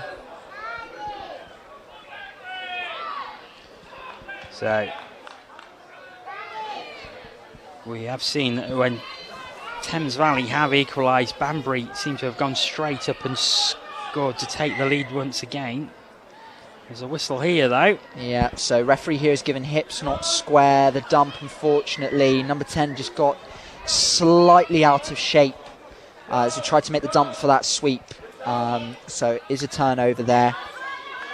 So Thames Valley with around 45 seconds to try and get the ball up the field. Here's Simpson again. He's just looking to put the burns on. It's a lovely pass to the wing. Is this the chance? Oh, it's close. It's close. It is going to be given. It is given. Thames Valley with 20 seconds remaining. They've taken the lead. Again. Let's watch this again. 54 has noticed the space here and the pass off to the winger. Number 28, Sinead Hughes. Brilliant legs. Yeah, Tom Simpson again, pivotal in that move, and there goes the hooter. Last chance for Banbury. But that is it. And it's Thames Valley who take the bowl final. They will finish in 16th place. Banbury 17th, and that was a great final, Jack. You know, 6-5, and just adds to the quality games that we've seen on here this afternoon. It's a lovely way that this tournament sort of plays out, is by the end of the day you get some teams who are very well closely matched. And yeah, it turns into a game just like that. And where did the 20 minutes go? You can't stop watching. I'm amazed how the whole day has flown by. This is the 12th game I've commentated on. About to commentate on the 13th and final one, and it's gone so quickly.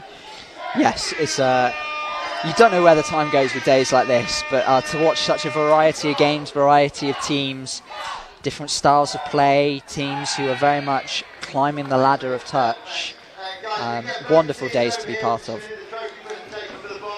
It is, and as we see the tries once again as they play through. I still love this one from Banbury. The eyes from the scooper there. Brilliant pass, brilliant catch. Yeah. I think this was the quickie play from Thames Valley when unfortunately Banbury just Middles both went the same way. Opened up for Tom Simpson. Tom Simpson played a pivotal role in this match. Claire Southerton as well. Great pass off. And the ball put down by Adam Page there. So, yeah, it was very much back and forth in the sense, because after Thames Valley scored that very late try in the first half, and we said, will that give them momentum? But then it just swung one way and another. So, Thames Valley came through there well, mentioning how they played their best stuff when they went down. And managed, to get ahead right at the end there. Lovely game. Let's see. Simpson again. And this is the try that... I like the diving technique there Yeah. from 46. 2 knees, ball in front, beautiful. So that was the try that made it 5-4 Banbury. And then Thames Valley just the perfectly coming executed back shot. again. Yeah. Tom Simpson again. What a game he had. And here he is. He played a role in what would be the winner. And Sinead Hughes absolutely putting on the burners. We did wonder, was there a touch in the corner, but it was given. And it was Thames Valley who took the bowl final by 6 tries to 5. Do stay with us, because we will have the cup final coming up, the London Galaxy against the Manchester Chargers. Do stay tuned for that, because that should be an absolutely cracking way to end the day. This is going to be the big one, ladies and gentlemen. If you can stay around for the game that's about to come up, you are going to absolutely love it. Like, we know this is going to be a cracker of a game, so stick with us. Yeah, definitely. Listen to Jack, he's a referee, so he knows what he's talking about. Oh, I'm not sure about that. But yes, that will be a great game. We will hopefully get some reaction from the Thames Valley camp. Just wait for that, but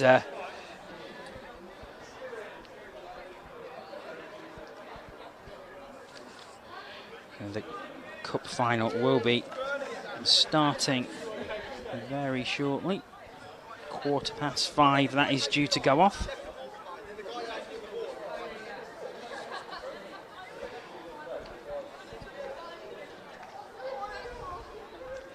The Thames Valley just trooping off the field as the teams for the cup final start to take their place. We'll be handing down to Chris Wearmouth in a second. Just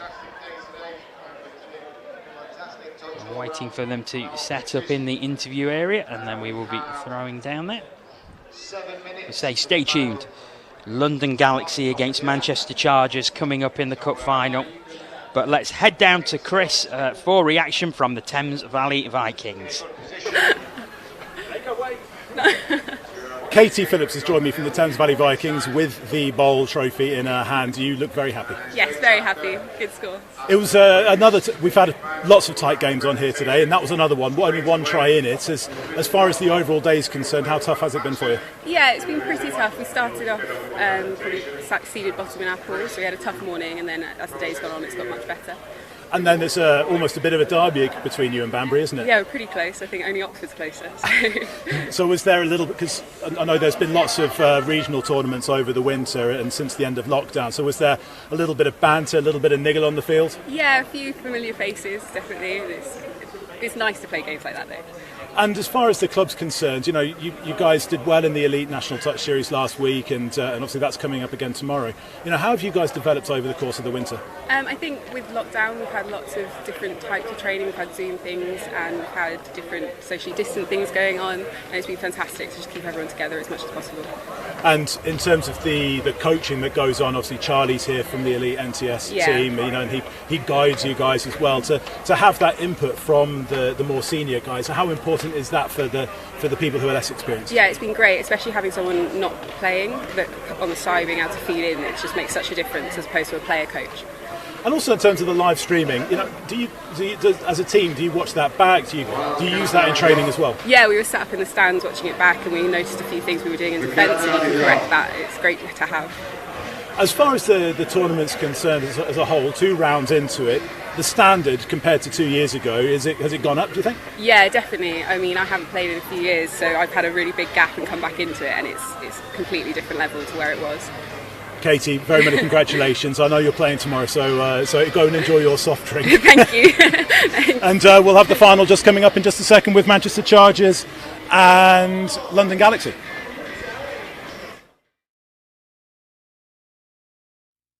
First of all, you've got to be incredibly passionate about the sport and put a lot of time and effort in to raise awareness and create enthusiasm and a buzz around your touch club. Number 2, it has to be fun. You get, one chance to make a first impression, and when people come, they've got to feel that they're having a good time and it's all inclusive. And the third thing now, I would say, is you've always got to be promoting, and you've definitely got to look at social media. We are exploring Facebook ads, and we're promoting like mad all the time. Get as many people involved as possible, give them the opportunity to play, and give them the opportunity to enjoy it. We started out and it was just all about having fun to begin with, and once been playing for a year or so, that's when we really decided to take things on to the next level. I think it's just having patience. It's not going to come overnight.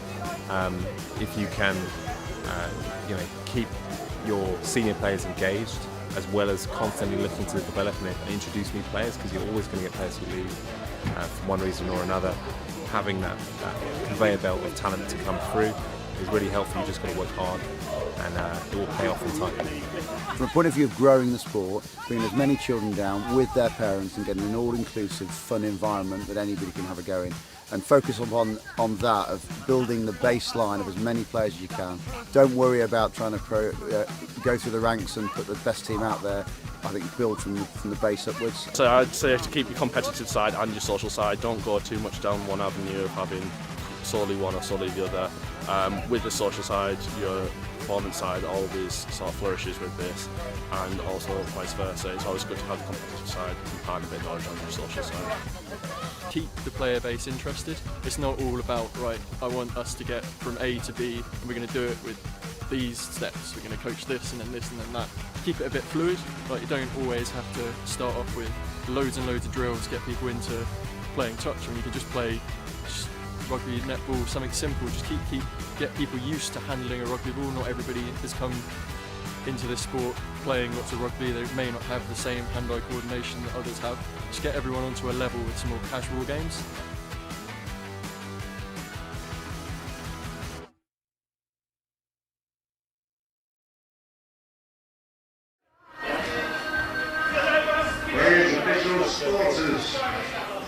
Welcome back to Banbury. It's the final game of the day, and it is the cup final.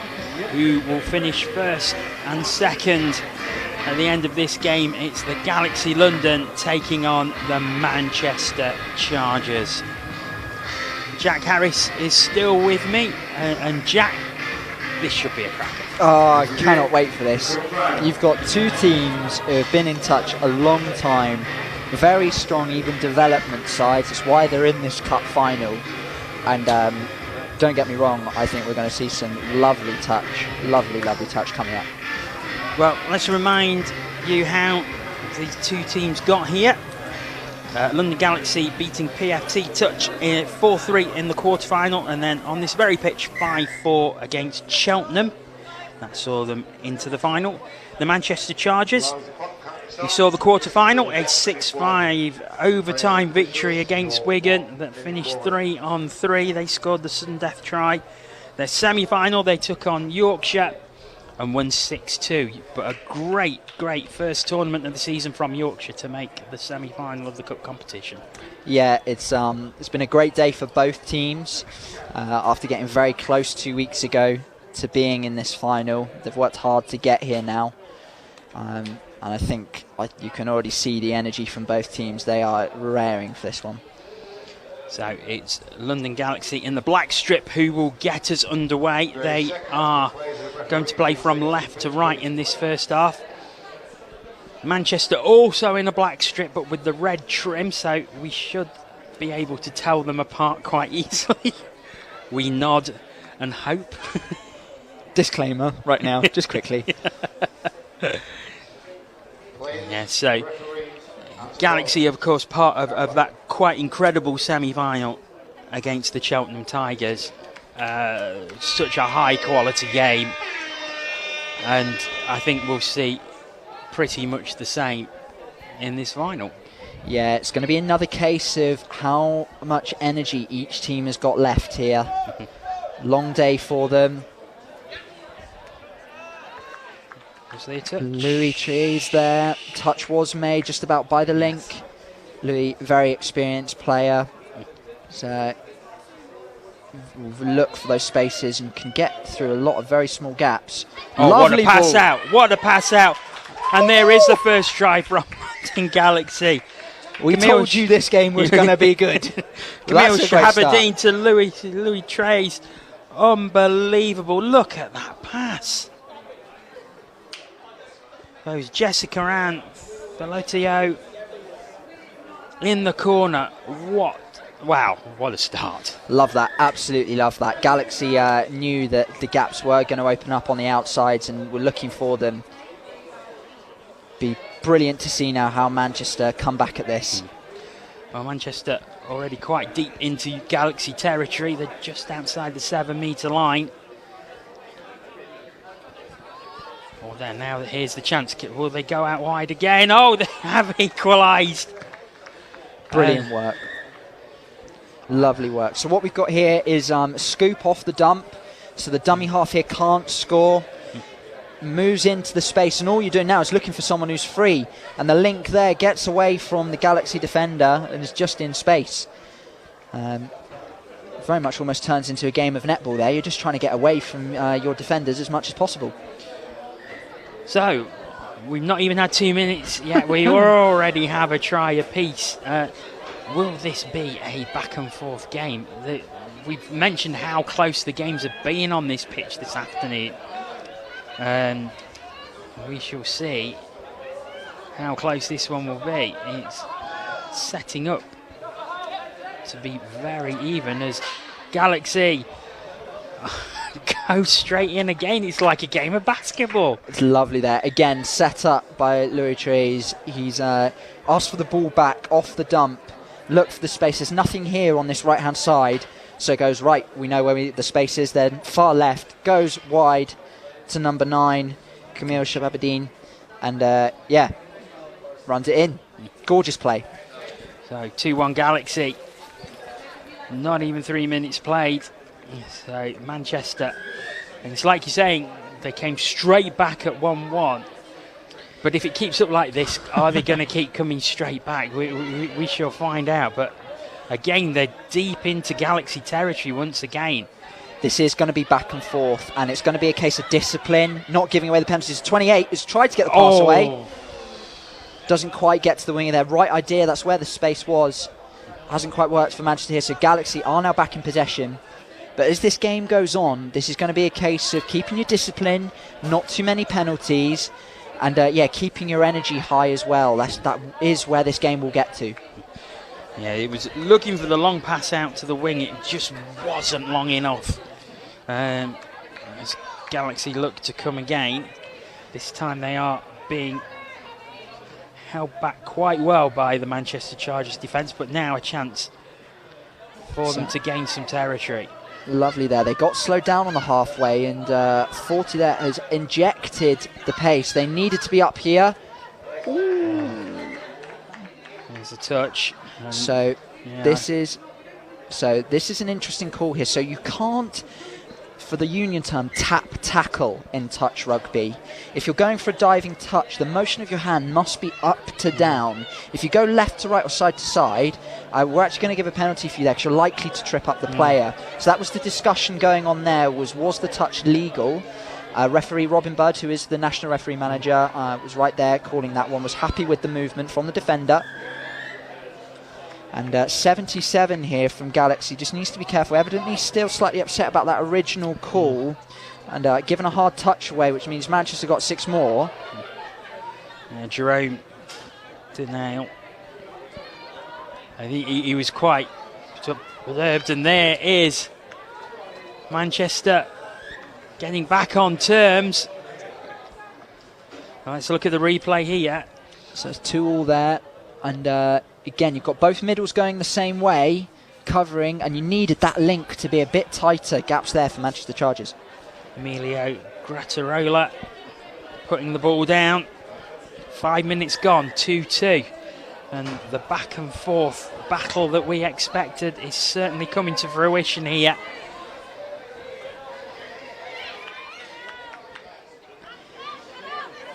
Manchester working very hard to get back to the onside line as quick as possible. The only downside is they're turning their backs quite a bit, and they've got to be careful because a player like Louis Tree is there. Number 38 will try and get through the gaps there. Claiming here, played by Manchester Chargers, claiming 6 more. But the thing is, referee inside, a very experienced referee, is saying no, the Manchester players didn't attempt to play the ball. They were just going for the touch. So will be turned over. We've got another one here now. So what's happened? Kathy van der Rick, referee here. Hips not square from Manchester, so it's a turnover to Galaxy, and they'll have 6 more in the half they want to be. So Galaxy heading forward again. One of their danger men, Louis Trays, was pointed out as a player to watch. Another call there from Louis. What's happened is they've tried to get the pass off number 9, retreating player from Chargers, and the thing is, again, hasn't attempted to play the ball. They've thrown the ball into the player, so the referee's not going to give them 6 more on that. Defence haven't tried to play the ball, so it is turned over. Chargers coming again as play has finished on all the other fields. As getting a crowd now, aren't we? Players from all the other teams starting to gather around field 1. The stand to our left and right filling up. But you know, you are going to want to come and see this game, aren't you? It's lovely to see. Just see people about over on the bank there on the far side too. Certainly you're watching a good game of touch here. A bit risky there from Galaxy. No need for the long passes in this part of the field. So playing on there. Good meters made by Galaxy. Game settled down just a little bit. With 3/4 of the way through this first half already. Still 2-2, but it's Galaxy. Oh, that's a great play now. Is that given? Yes, it is. It was Mike Rower who just came through to put the ball down. It was the pass off by Jerome Dinale. So very good play from Galaxy. What you essentially got, reverse quickie there is what we call that, is the players gone back on themselves to pick the ball back up. And the defending middles have initially gone the wrong way, expecting it to go the other, and the gap's opened up. So Manchester have to come from behind once again. They've done it twice. Can they do it 3 times as time ticks down in this first half?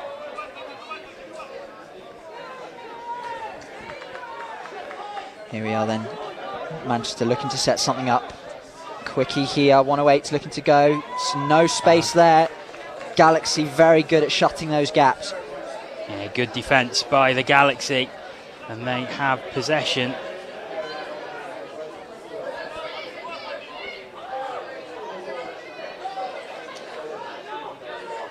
Okay, so this is going to be a turnover. What we've got here is Manchester never made a touch on Galaxy.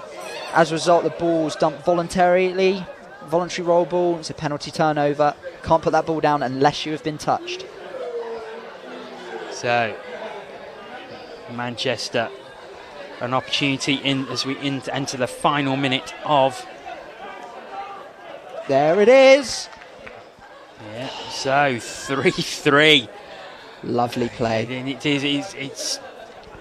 It's as close as we expected, and then some. Look at this. So you've got avoiding the touches. Yeah, 108 there, being the scooper again. The dummy half can't score. Similar to the game we had beforehand, is all you're doing in that space is looking for someone who's free, who's got rid of their defender, who can just put the ball down. It's exactly what the winger there did for Manchester. So 3-3. The hooter probably will go in the next 10 seconds or so. Can Galaxy get a momentum building lead before that hooter goes? There it is. What a dive.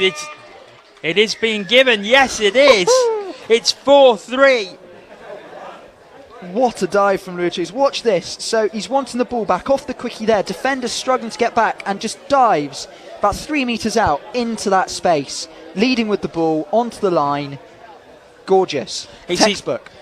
It is Louis Trey's speciality. He's done it so many times. He did it twice in the semi-final. They're just not watching him. You'll notice on their strips, Galaxy have got the Galaxy written across the front. Louis is very much muddier compared to everyone else's from all those moves. From point of view of scoring so late on there, how important is that going to be for the Galaxy as we enter the second half of this game? So you've got to think very carefully here, because you've got the possibility that Galaxy could switch off a bit too much. It could give Chargers that energy, that knowing that they're down into the second half, might be pushing it on from there. But certainly you'd think Galaxy are going to be very happy with that, going to enjoy it, and the last thing they'll want to do now is throw it away into the second half. So 4-3 the Galaxy lead as we await the second half. But what does the Manchester Chargers coach say to their players, considering they played so well in that first half? They came back every time. Now they've got to come back again at the start of the second. So that you don't want to make a habit of that. You don't want to be the team that only gets going when you go down. They know who the strike players Galaxy are. They know who they're looking out for. Manchester are working very hard to get on side, but they've got to work hard enough so they can still see what's going on in front of them. I think that's what they're going to be saying now, is just making sure they've got eyes up, knowing who's on the ball and watching what's coming. So Manchester's players return to the field of play for the second half. And Galaxy come back on again. This is, So 4-3 the Galaxy lead, 10 minutes left of today, and it's set up for an absolute grandstand finish worthy of a cup final. And they've even got the crowd for it. Look at this. Yeah, there's a lot of seats taken in this main stand at Banbury now. You won't see that on the camera as the camera is in this stand, but you could probably see on the far bank there's quite a few people around the perimeter, around the advertising hoardings. And we've got that sort of pool of blue sky above us at the moment. If you look around the edge, it's all the clouds. Right, here we go then. Manchester going to be wanting to get back here, going to be wanting to get that score level again. And they head straight away. It's tipped out of the hand. I don't think he was too impressed with that by his body language. The attacker wasn't, but that was not deliberate by Galaxy. Referee insiders just said, just roll the ball, take that as the touch. No issues there. There's touch there. Is that 6? No, it goes back to the 7-metre line. Patient from the Chargers. Here it comes now. It comes out wide to the right-hand side, but there is a touch. Very good ball there from Chargers. Was covered well by Galaxy.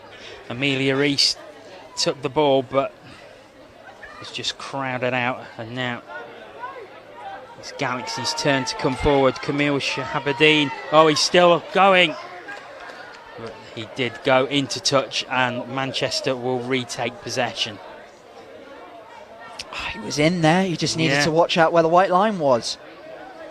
And that's done him as well. He's coming off now, wants the substitution to happen. Did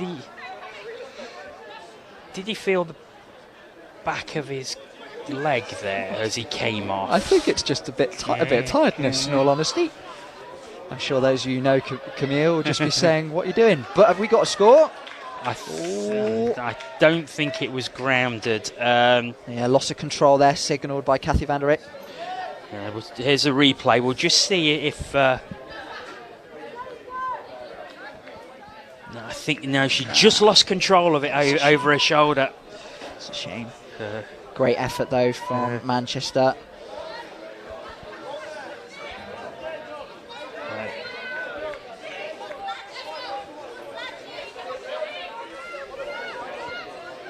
Here come Galaxy.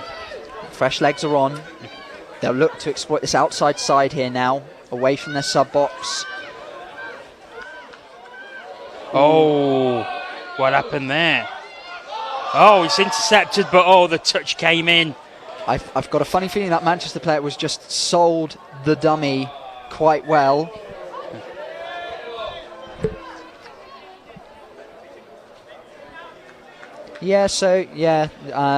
So just to note what's happened there.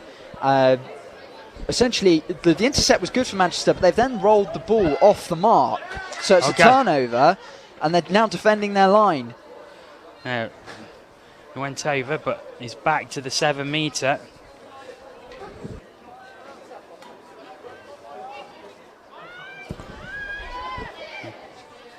Here we go, the Manchester. Oh, it's a good dive. It's a brilliant dive, and it is going to be given. Galaxy are going to go 2 up. They are indeed. It's 5-3 Galaxy. Let's watch this again. So we've just got a sucked-in winger who's not there covering the outside gap on the opposite player. Brilliant dive from Galaxy. So Galaxy with a 2-goal cushion, which will give them some valuable breathing space with 6.5 minutes to go. Can Manchester get the 2 scores they need to bring parity back, or can Galaxy go further ahead?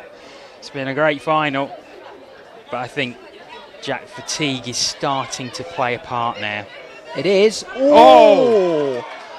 That was beautifully watched from Manchester there. Saw where the gap was, wanted that pass back in, got it there, but the touch was made first just. Galaxy got away with that by the skin of their teeth, and Manchester is still coming.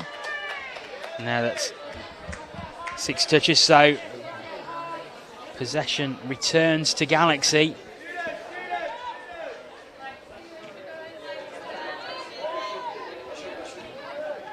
It's all about game management now, so Galaxy,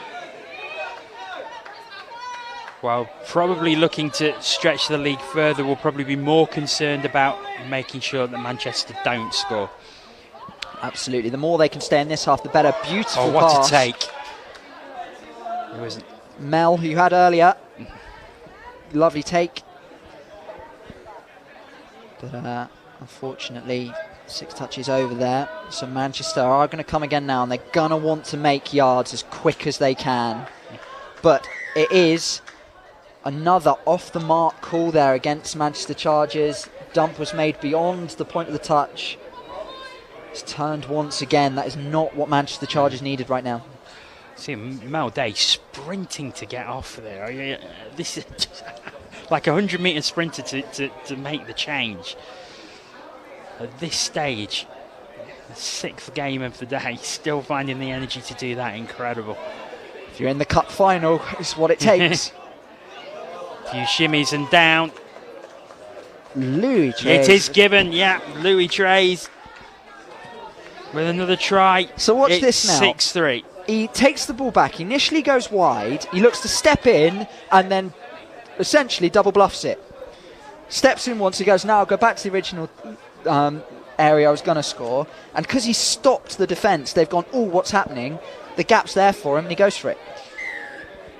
So 6-3, the Galaxy lead. They've really stretched away in this second half. They've 4 minutes to hold on, but here come Manchester. Try here will make it very interesting. It's what Manchester need right now. They need that momentum back for them. You feel they have to get over the line here, really, to have a chance of coming back in this one. Here they come now, it goes out wide, but that's a loose pass. And Galaxy will get possession back as the clock continues to tick down and time is not on the side of the Manchester Chargers. They need something here. They're going to have to work hard to keep Galaxy out of their half.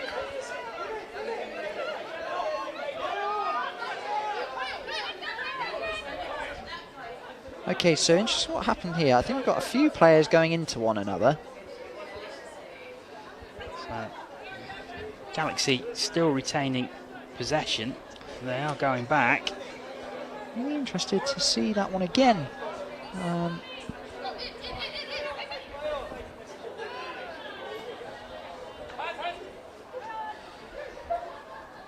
So into the centre it goes. It's Shahabadine. We'll look at that again. But Galaxy have used the 6 touches there. I think we just had a case there of players being in front of one another. We got Manchester claiming obstruction, but also potential offside. I think it's just a game moment there. But pass there from Manchester. Here he goes. Excellent legs defence there, Louis Trays again. Yeah. Louis Trays, and responsible at both ends of the ice, but of the field. Sorry, but Manchester do get the touchdown. It's 6-4. So probably a little too late at this stage, but it gives them a bit of hope. Yeah, we'll see what happens. So what happened there, for those of you watching, the player who attempted to make the touch was actually called offside by the referee. So we play on, play advantage, can play through, and the gap was there for them. So 6-4 as we're into the final 2 minutes. Galaxy will try and run as much off the clock as they possibly can. However, they look to score again, but touch was made. Goes back to 7 metres, but Galaxy will be happy. It keeps the clock ticking down. That's a great pass. Oh, well played. Was there a touch there? Touches and not given. And it is a try. And I think that will seal it for the London Galaxy. Let's watch this again. Use that reverse pass. Great shimmy. Great put down, George Warboys. Beautiful dive. Did that deliberately just to get those final milliseconds off, ball down as quick as possible. Very well executed there. So 7-4, the Galaxy lead. And we're into the final 30 seconds of the game. Manchester, just that handling error. Unlucky. It is unlucky. But I think it's going to be congratulations to the London Galaxy. They a really close first half, but that try right at the death of the first half has really seemed to have done it for London. And they will take the spoils as the hooter goes. Final play, there's the touch. And the London Galaxy have won the cup final of this round 2 development series. Fabulous game. I think Manchester just running out of steam at the end there, and Galaxy just having that little bit more for them. Galaxy just played that bit smarter into the second half. You could tell Manchester were really up for it, but Galaxy used the space well. They saw what opened up, and they were patient, to say the least. So as the handshakes take place, we go into the highlights of the game. So love that pass. Absolutely love that pass. To start the game with that. It was a really incredible start as Jessica Ann Velotio opened the scoring for Galaxy, but then Manchester straight back, 1-1. I don't think we played 2 minutes at this point when the third try went down, 2-1 Galaxy, as Camille Shahabadine put the ball down, but Manchester straight back again. And I think even at this point it was less than 3 minutes played when it was 2-2, and then it seemed to calm down a little bit, but there was still plenty of tries, and there was Louis Trays with his trademark dive into space. And then Manchester again coming back to make it 3-3. But I think this was the killer blow right at the end of the first half. It's a lovely dive. Again, Louis Trays with the dive again, and that made it 4-3. And from that point, it was really, London Galaxy's title. Yeah, they came into that second half. I think they knew they just needed a couple of more scores to get themselves clear, and really took it upon themselves to do so.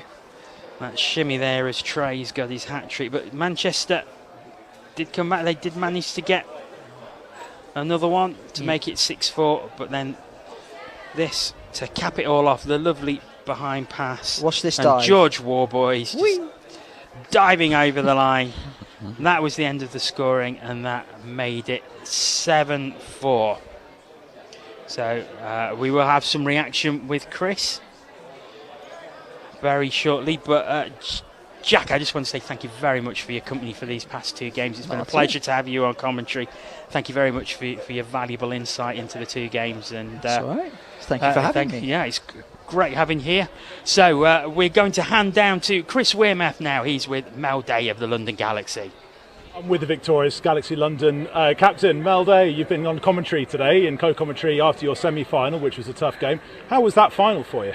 Oh, it was a grind. We actually thought it was, we were only up by 1 at the end. So, it was a real grind, and all of our games have been today. They've all been really close. You have had the hot steppers who have made the difference today. Louis Trey scoring the penultimate try in the final, and also certainly 1 try on the hooter that I scored earlier on today. Just having that ability in the mids from not just him, but also some other players as well. What does that bring to you?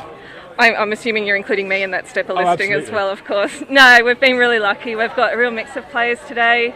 A lot of old people who are probably old enough to be Louis' parents, and then Louis coming into the team. And it's been a mix of experience and youth, and we've just had an absolutely cracking time today. And Louis, obviously such an attacking weapon, he really made a difference in a few games. Now, you've been in and around England Touch for quite a while. In terms of how high the development National Touch Series has grown, you just, as I say, you just won the semi-final on the hooter as well. So in terms of the consistency at this level has just risen massively.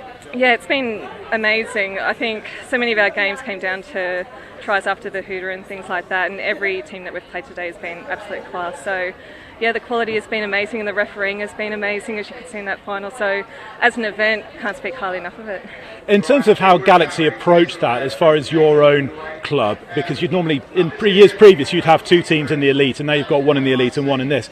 In terms of bringing through younger players and exposing them to this level of competition, how does that develop you as a club? It's been amazing. It takes a lot of pressure off at this level. Like, we've got the elite team obviously, but at this level it means people aren't afraid to make mistakes, to push themselves in, to take some risks and play some positions that they haven't played before. And most of all, at the start of the day, we just want to be positive and have fun, and I think we achieved that today. Obviously winning the final helps as well. Well, speaking of which, we're about to get called for your trophy. So Mel, thanks very much for your time. You go over and have a well-earned cold pint to get us in a minute, and we'll see you tomorrow. Thank you so much. Cheers. Cheers. Back to you, Johnny. For our event control trio, 1-arm Jack. So that wraps up today's action here at Banbury. I think you'll agree. Anyone who watched this morning's stream and this afternoon, some great matches of touch rugby that we've seen today. We'll be back tomorrow, the Elite National Touch Series Round 2. will be on air on YouTube from 9:50 in the morning. But from me, Jonathan Bullard, many thanks for joining us over the 2 sessions today. And we'll be back again tomorrow. But for now, enjoy the rest of your evening and goodbye.